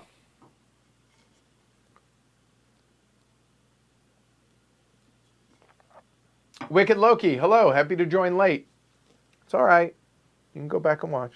We'll wait. Go ahead, Loki. No, just kidding. Hope you and the entire group is healthy and safe in this time. Same. I appreciate it. To the best of my knowledge, everybody in my direct circle is so far safe and healthy. But anybody out there that's, dealing with it, so just positive thoughts out to y'all, all right? Because we have a couple folks in the herd, right? So Banker Dave's son has it. Chris Incow. So Paul Incow, who's lead developer, or has been lead developer for a lot of VTOL's games at Stronghold Games. He very well might have it. So yeah, just be safe. Positive thoughts to everybody, all right? UK Games Expo's 21st August, all right?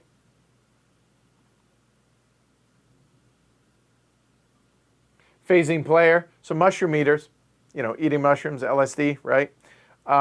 Says a cool game, skeptical about it being engaging for people who haven't done mushrooms and LSD. I haven't played it yet, nor have I done either of those things. So we'll see, but fair enough.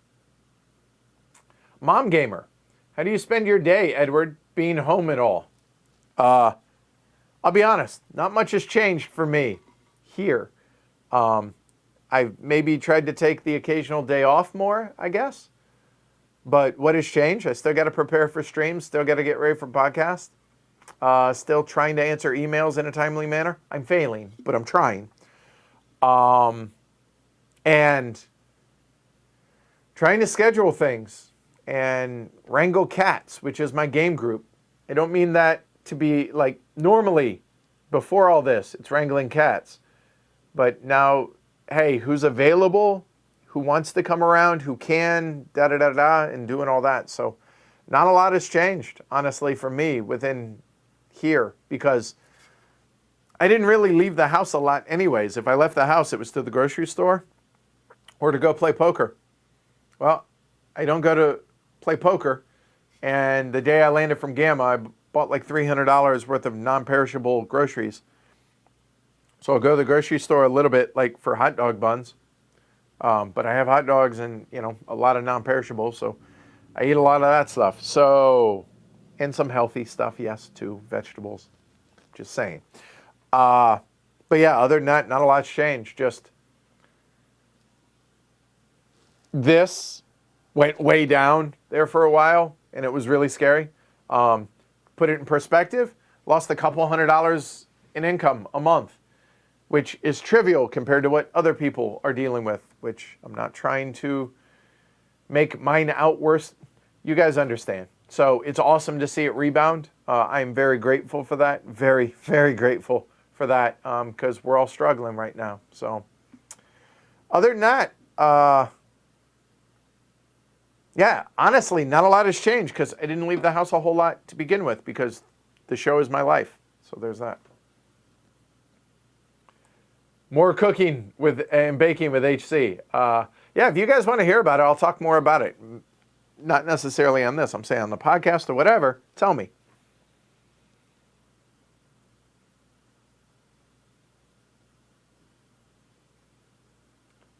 Did I see the Aquatica game at Essen? What do I think of it?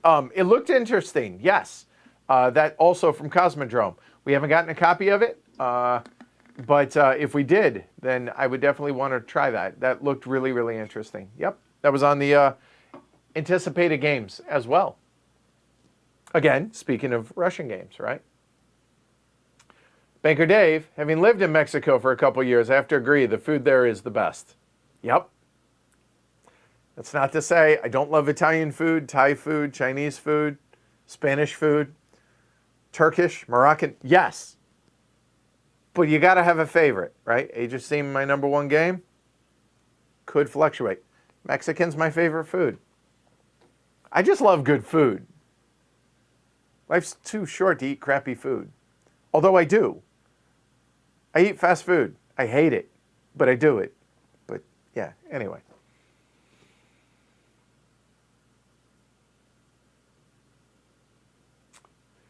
Chad says, went to eat at a place in Montreal called, is it Chèque de Cheval? Where the warning on the menu was, we're not responsible for the quality of overcooked steak.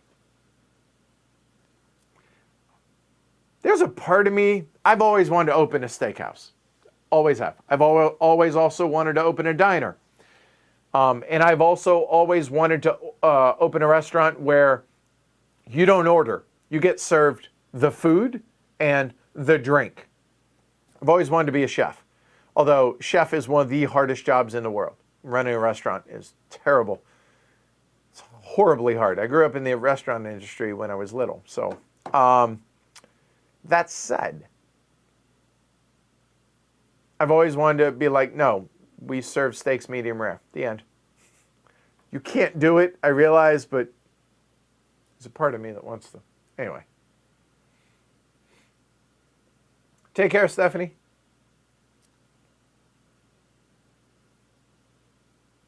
Oh, Stephanie's in Hamburg. You know what also is in Hamburg? Miniature Wonderland. Another bucket list place. Google it. If you don't know what Miniature Wonderland is, Google it. Absolute bucket list place for me. I've heard it's packed there all the time. Probably not right now, but you get the idea. As somebody who always wanted to build model railroad train sets, that's Mecca for that. Unbelievable.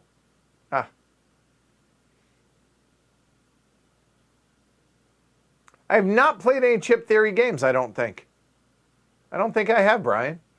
Like Too Many Bones, Cloudspire, Nemesis. I've not played any of them. I know Nemesis had pretty art.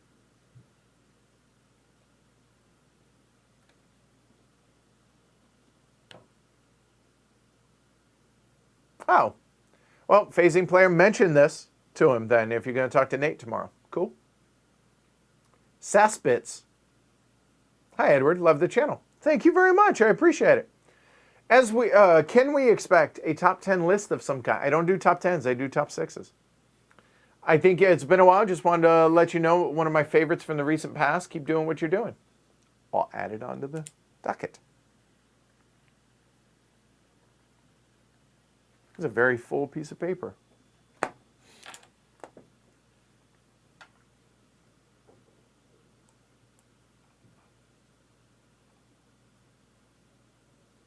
Okay, and last year says setting and theme, to circle back on Jonathan's question about how do you get people interested that aren't sold on a game when you're beginning or before you teach it. Setting and theme can matter, but my group usually wants to know the mechanisms, drafting, deck building, how long it takes, how interactive and puzzly it is.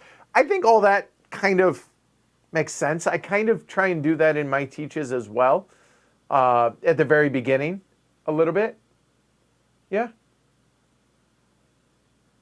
Oh, and Jess brings up a good thing. Top 50. Not top 10, top 50. Episode 143. There you go.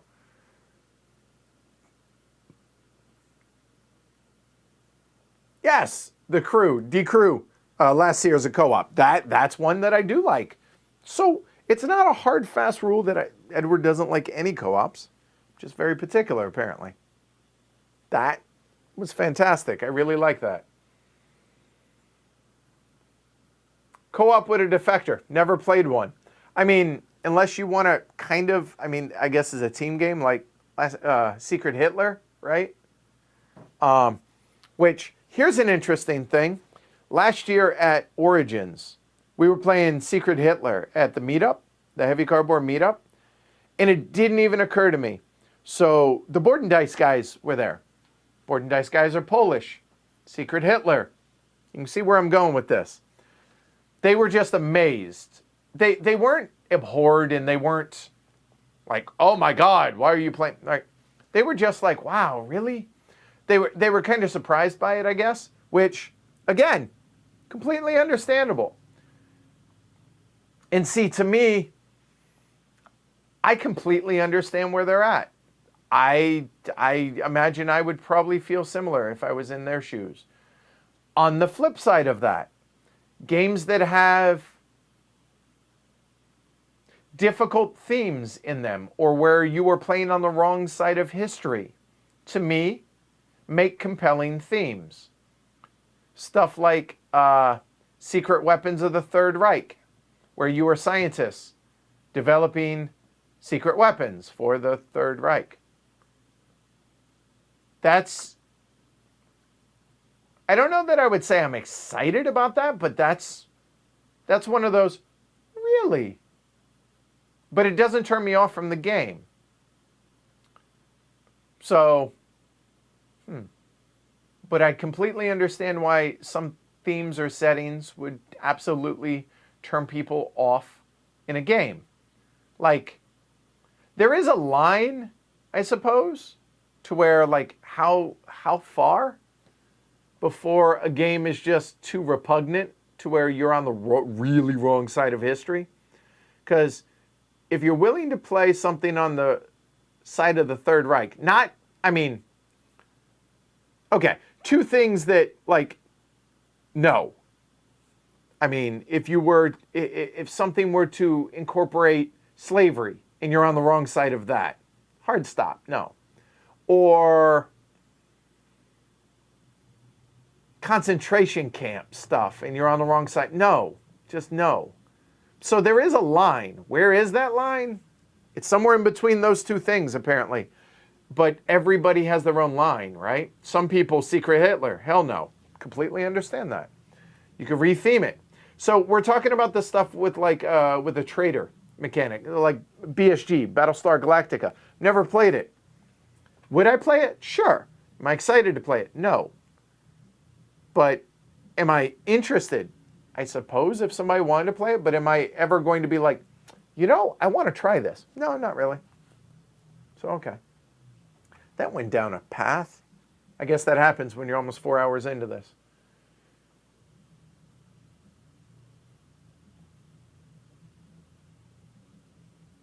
Jupiter Rescue is a fun co-op and a favorite of Jamie from Secret Cabal. I've never heard of it. Okay, noted. Jupiter Rescue. Okay. Rocky, ESPN 8, the Ocho. All right, some of those are a little far out. Not going to lie, but some of them are hysterical as well, right? Like, I watch Lumberjack games, just saying. Like, before it was cool.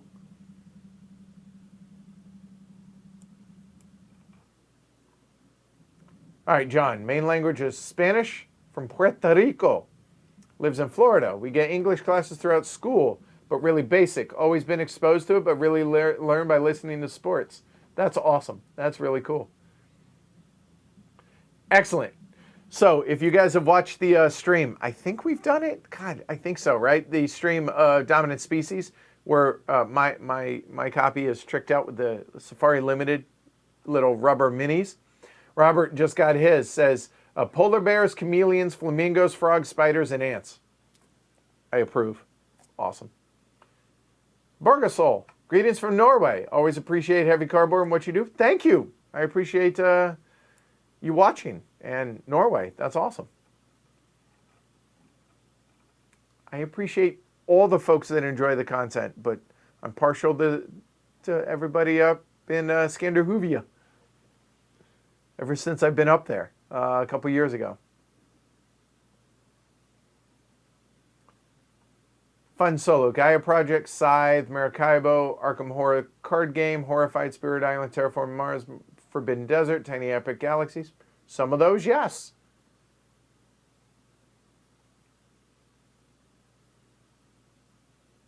Oh, awesome. Robert says with the Safari Limited, you also snag some for Dominant Species Marine, gators or crocs, octopus, blowfish, and lobsters. That's amazing. That's amazing. I mean, I'd have to be the lobsters. Have I seen Gollum from the Italian designers, John? I have not.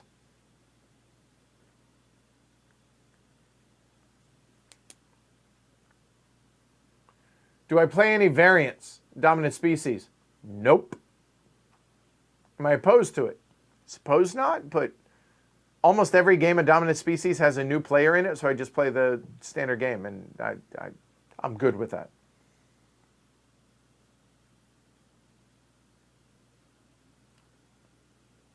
Oh, hold on.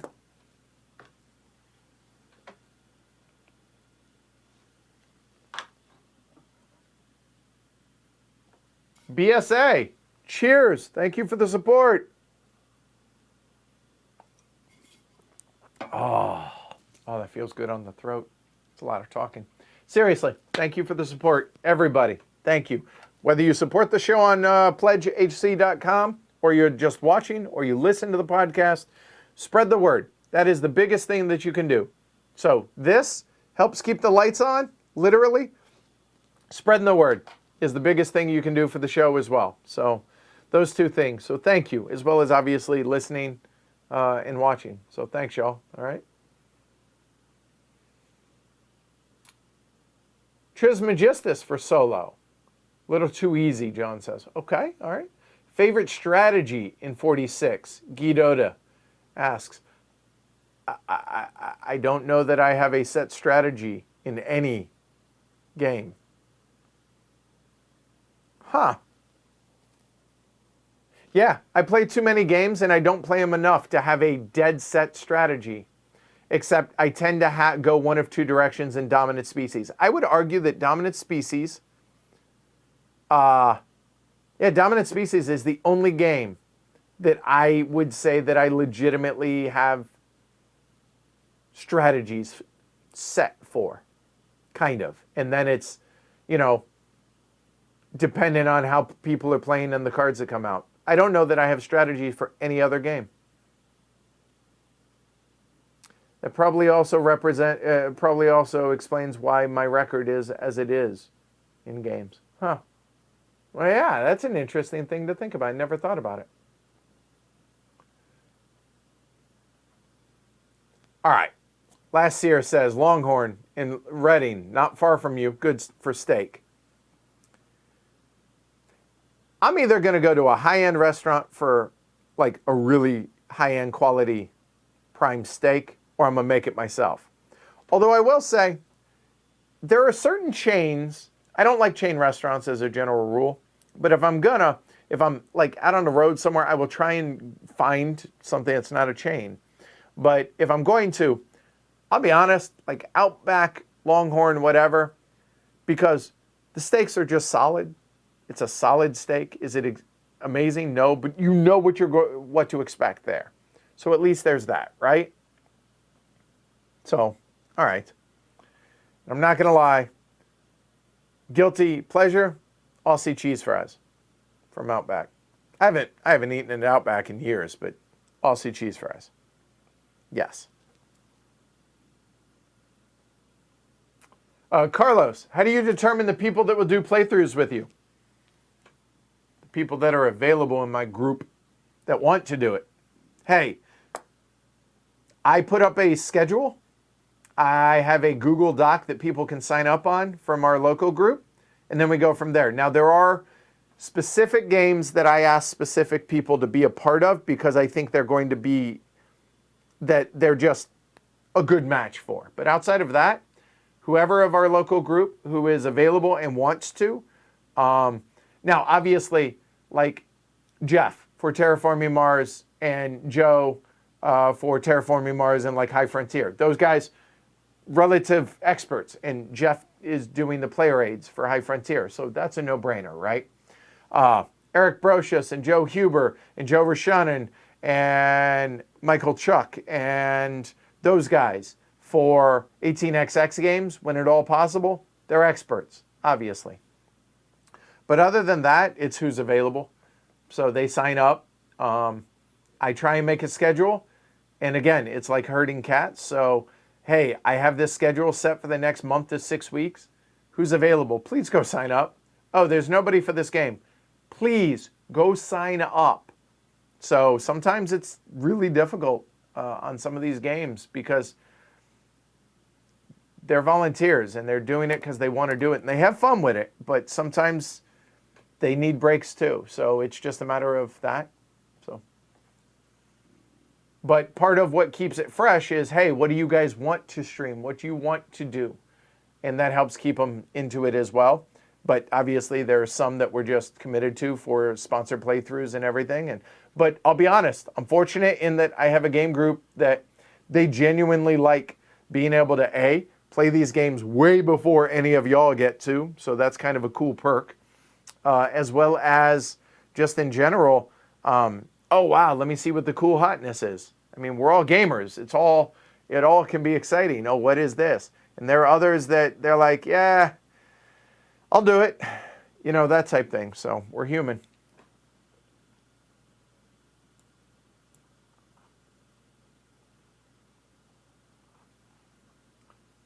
Vincent said, Nemesis is a fantastic game for the theme. If you love good theme, you'll love Nemesis. All right.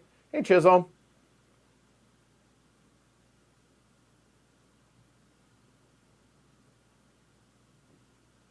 Last Seer says, since BSG is a defector game, but is out of print, hard to acquire, you can always pick up the Menace Among Us. It's heavy cardboard. If we're going to stream it or do that, we're going to do BSG because it's hard to get, obviously.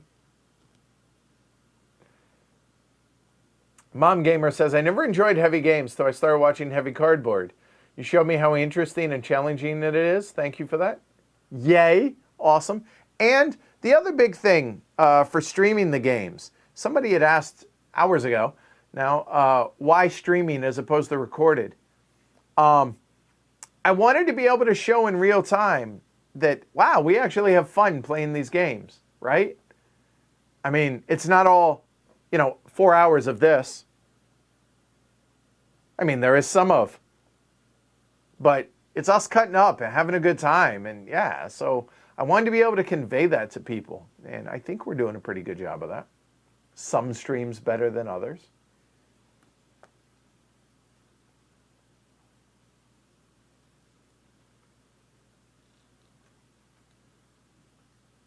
Nemesis is Awaken Realms. All right. Thanks, Daniel.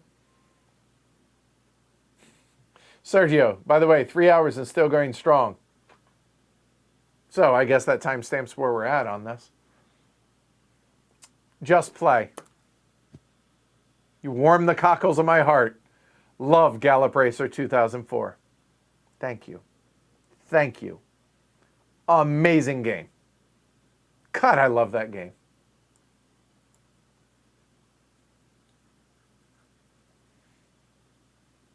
Chisholm says, got to play Nemesis before a shelter-in-place order, and it was fun. We blew up the ship, one winner, 3-player game. I play it again for sure. Cool. So, okay, we're talking about difficult themes, right? And playing on the wrong side of history or whatever. In Labyrinth, playing as the jihadist, that can be tough. 100%. I can totally understand that, right?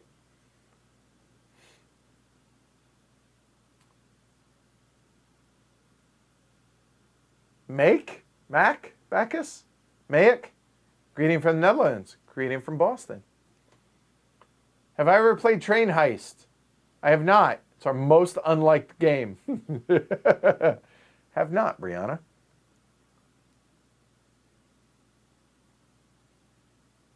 All right.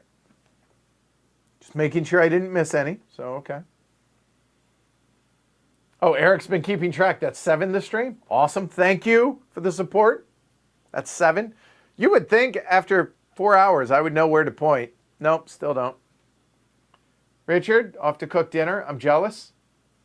Make me something, please. Caleb, do you think you guys will do a playthrough of Rolling Stock Stars of the first version? I have a prototype of the original. Eventually, sure. As far as the Stars version, if I can get a copy of it, potentially, absolutely, yeah. Hi, Luke. Australia in the house. What's up? What time is it there?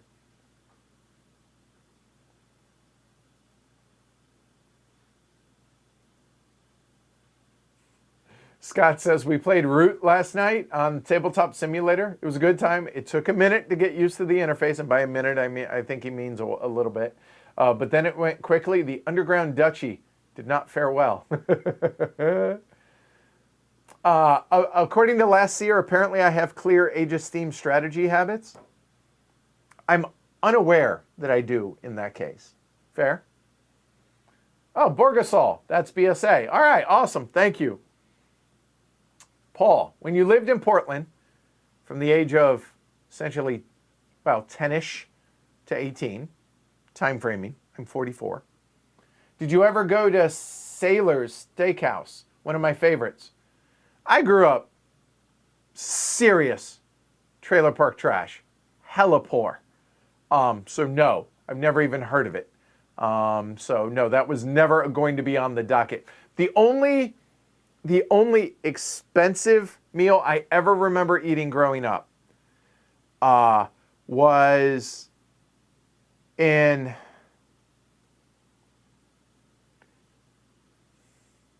sixth grade. Wait, no, I lied. Sixth or seventh grade, I can't remember which it was. We had a contest. I mean, everybody has kids, or was a kid, so everybody. All y'all sold candy bars at some point, right? Whether it's Boy Scouts, Girl Scouts, Cub Scouts, whatever, brownies, whatever, or through your like school, right? Or through baseball teams or any of that. You sold something, right? So we had so we sold candy bars. You know, they were the $1 candy bars, right? You know, about yay long, whatever. Have I mentioned I don't do anything half-assed? This should kind of go into that. So it was 6th or 7th grade. You know what? No, I'm way off. I am way off. No, this is 4th grade. 5th grade. 4th or 5th grade, because I was at Campbell Elementary School. There we go. 4th grade. There we go. We'll get there eventually. It's a terrible story so far. Bear with me. 4 hours in. 4th grade. We're selling candy bars. And there was a contest. The top 3 kids in the school that sold the most candy bars got to go to dinner with the principal and your teacher to the riverboat. I don't even remember the name of it. On the Willamette River in Portland. Oh, it was on. As a poor kid, I mean, hella poor. Like, everything I had was from Goodwill and all that, right? So, you might not know this about me, but I'm a pretty decent salesman. I don't necessarily enjoy sales, but I've always had a knack for it. I sell Christmas trees as well. As a kid, like Christmas tree stands, and I made more money selling Christmas trees as like a 15, 16-year-old kid than I did up until I was in my late 20s. Like, yeah. So anyway, selling candy bars. Oh, I was going to get that dinner. And I didn't take no for an answer. I sold the most in our school by a wide margin. I was going to make sure I made it to that dinner and had a steak, and it was awesome. I remember that. There you go. Anyway, sorry. Whew, way off. Sorry, my bad. All right. Do I have any games you play mostly only for nostalgic value? I have a copy of Mousetrap from the 60s. I've never once in my life played Mousetrap. We could never afford Mousetrap as a kid. And so I always wanted a copy of Mousetrap. So I guess that's the one game that I have for nostalgic value. Another is, and I haven't played it since I was like 14, is Payday. The board game Payday. I want to play it because it was my favorite game growing up. And we would do Friday night game nights on occasion. Me, my stepbrother, and my parents.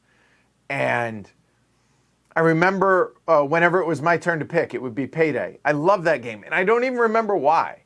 I'm sure it's a terrible game. But I really want to get a copy of Payday and play it. And just to see how terrible of a game is it? Or is it maybe a legit good game? I don't know. Well, good, but bar set low, right? So there you go. Favorite steakhouse chain, Ruth's Chris. All right. Yeah, I mean, I would argue I'd want to go a step above that, but yes, I hear you. New Angeles, I've heard BSG, yep, similar, underrated game, Jason says. Yeah, and Chisholm says live streaming lets me interact with the herd. I agree, totally. Kiesel says it was a pleasure to watch your playthrough with Joe and Jeff. Looking forward to seeing them again. They're awesome. I am so fortunate to have such amazing people. This goes back to the group in Denver as well. Even though some of them apparently really don't like me anymore. I think they're all really awesome people, and they were all really cool. And I've been very fortunate. And the same goes with this group here. They're just good people, man. I am really, really fortunate to be surrounded by really good people. Jason says, good Lord, just imagine New Angeles playthrough. Glory to Rome count would be high. Onto the list it goes. Remind me of that. I got to get a copy, but yeah, that'd be cool.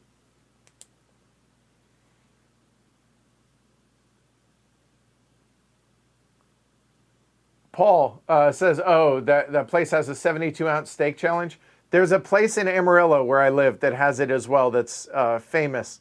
And legit, it's it's ridiculous. But their steaks there are really good, honestly. And their chicken fried steak was smoking good. I am starving. Seriously, we got to stop talking about food, people.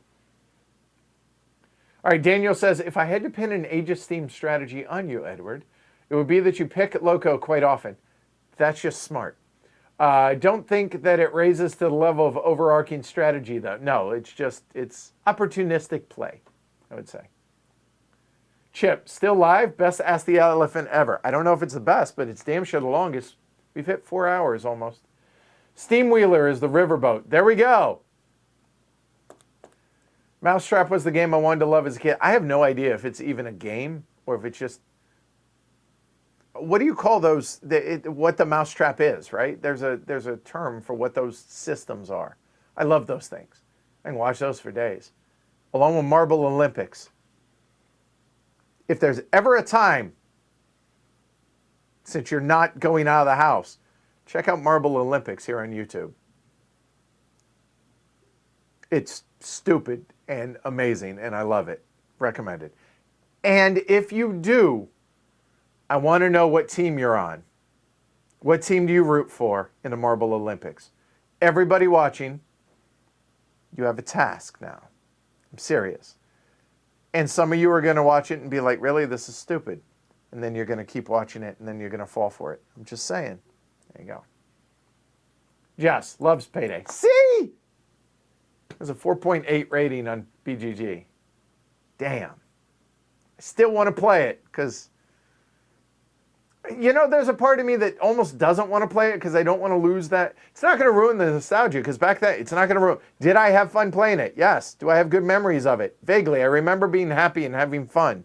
I don't remember anything about the game other than it like being like a calendar, I think. But yeah. So. All right. Jess says I have one for Payday. Thank you, Jess. Thank you. We can watch you tie knots live. Hey, Chisholm. I'm thinking of something.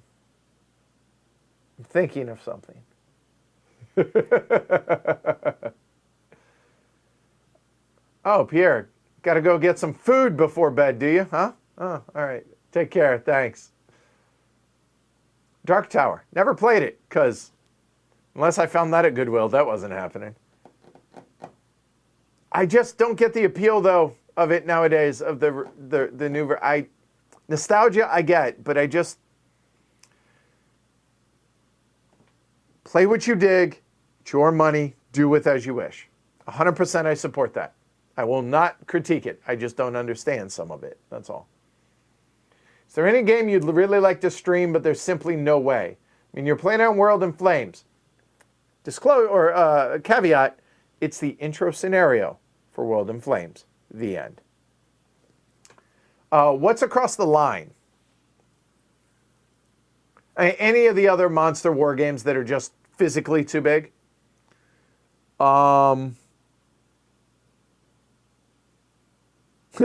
8-player Dark Ages, because, again, physical space limitations.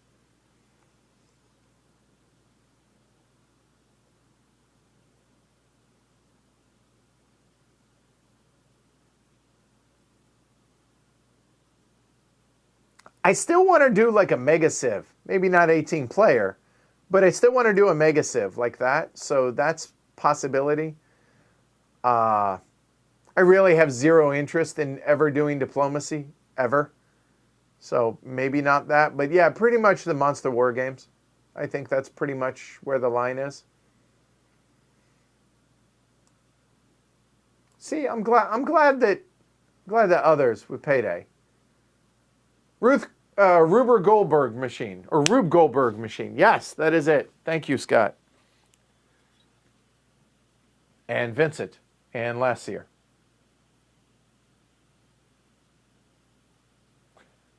Luke says, Mousetrap is the mechanical version of Kickstarter minis. They're not necessary. They're just awesome and look awesome. Spot on. Okay. I can get on board with that.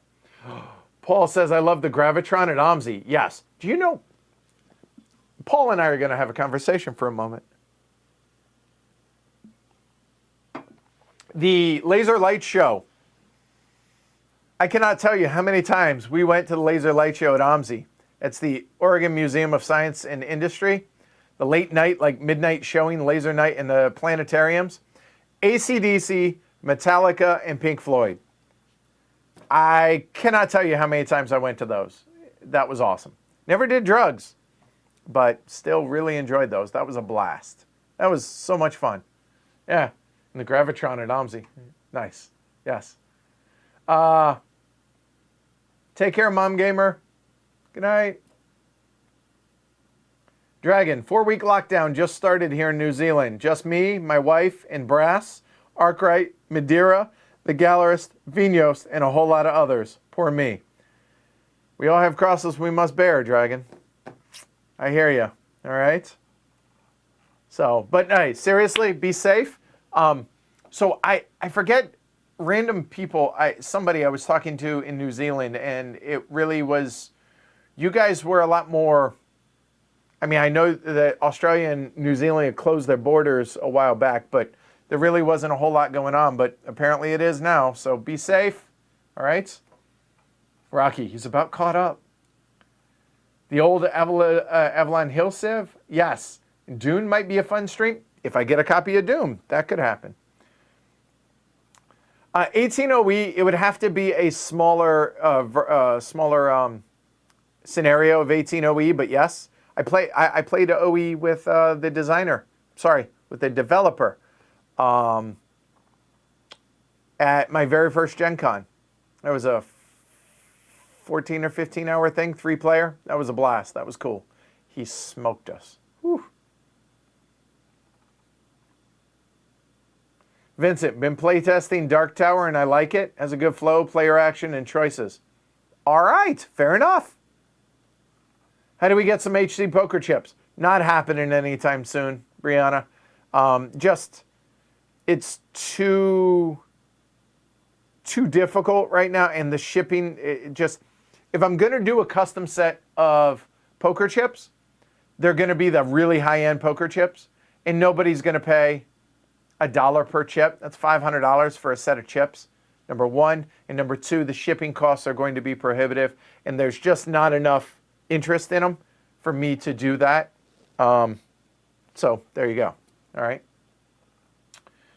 Last year, I want to see a heavy cardboard stream of heavy hippos. Edward, Martin, Jess, and Shrey. So are you saying we're the most serious people on the stream you want to see acting a fool? That'd be fun. Just saying. April Fool's is on its way. I'm so disappointed we can't do. I'm not going to let the cat out of the bag what was planned for April 1st. It's impossible. We cannot do it right now. And it either would have been awesome or really stupid. I'm not sure which, but can't do it. And that sucks. That's a bummer.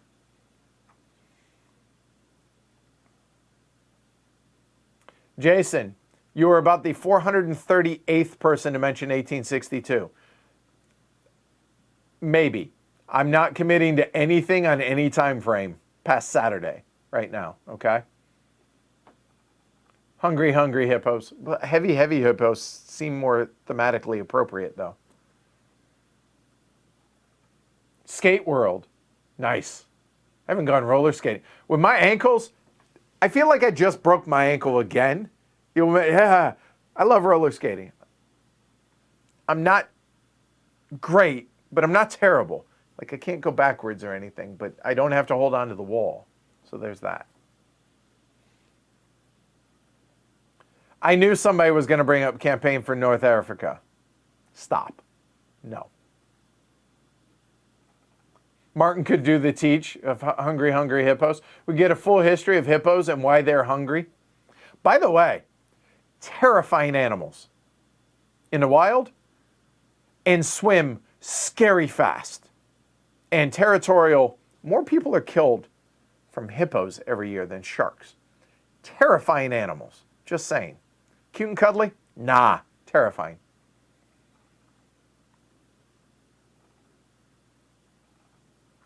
Christos, Ed, it's Edward, but thank you. Hi, Christos. I appreciate your openness and honesty about your personal demons. My wife is bipolar, so I know it's hard. Much love. New to the channel, but fan for life. Patreon support incoming. I appreciate that, man. Thank you. And yeah, it's me. This is me. It's my channel. It's my show. It's my brand. It's my all of that. And so I use the platform to talk about me as well. Some people hate it. That's okay. You don't have to watch it all. I'm okay. But those that do, if I help just a couple of people out there, then it's worth it. So I'm glad. By the way, one thing. I tweeted this out a little while back. Somebody had asked, like, what do I do? So my therapy is on hold right now because distancing and all that. So some of the apps that I use that help, 2 are from the VA, but they're on the App Store, so anybody can get them. They're just the VA either uses them or they were developed for the VA. It doesn't matter. One's called Mindfulness. One is ACT Coach. Those are the 2 from the VA that I use. Another is Calm, C-A-L-M. That's just like a relaxing app. There's another Insight Timer, and then a motivation app. It just sends, like, they're not texts, but little like notifications, and you set how often throughout the day, and that's pretty cool. I like that. Sometimes I'm like, just go away. Other times I'm like, hey, that's cool. I needed that. That's good stuff. So those things help, both daily life as well as when things get a bit overwhelming. So I'm glad to hear that is relatable and helps. On that note, if you guys have not heard my interview that I did with Ben Maddox over on his podcast, 5 Games for Doomsday, that released just before Christmas, I would recommend going and check that out if you want a little more insight into me and my background and stuff and some of the stuff I deal with. It was very open. So there you go. All right, cool. Yes, campaign for North Africa is the one with the pasta rule. Yes, Italian units get an extra unit of water to cook pasta. Really.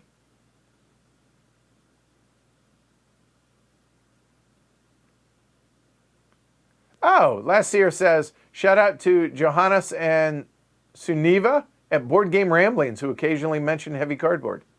I appreciate that very much. Thank you.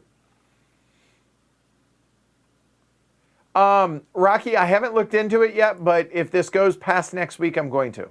All right, for our teletherapy. Brianna says, as an Italian, this would be an important feature. I understand.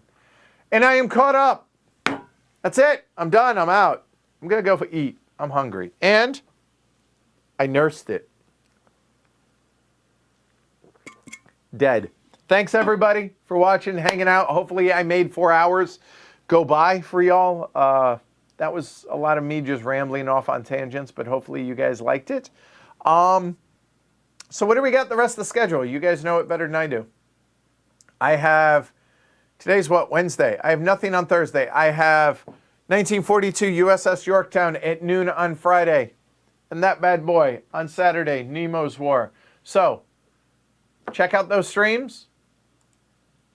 Give thumbs, please. I appreciate it. Subscribe. I also appreciate that. Also, you guys get benefits out of subscribing because you get notified. And if you want to get notified in real time, hit the bell so that whenever I go live, and we go live collectively, now it's me, but you get the idea, you get notified. And look at that. I nailed it on the first time this time. You go to pledgehc.com, like these 792 folks who have chosen to do so to support the show. If you think the content that I make and that we make here on Heavy Cardboard is entertaining enough to be worth $1 or $2 or $5 or however much a month or some amount annually, I certainly would appreciate it. Definitely. So be safe. Take care of one another. Practice your social distancing, however you interpret that. Be smart. And I will see you guys in 44 hours or so. All right? Take care, everybody. Bye.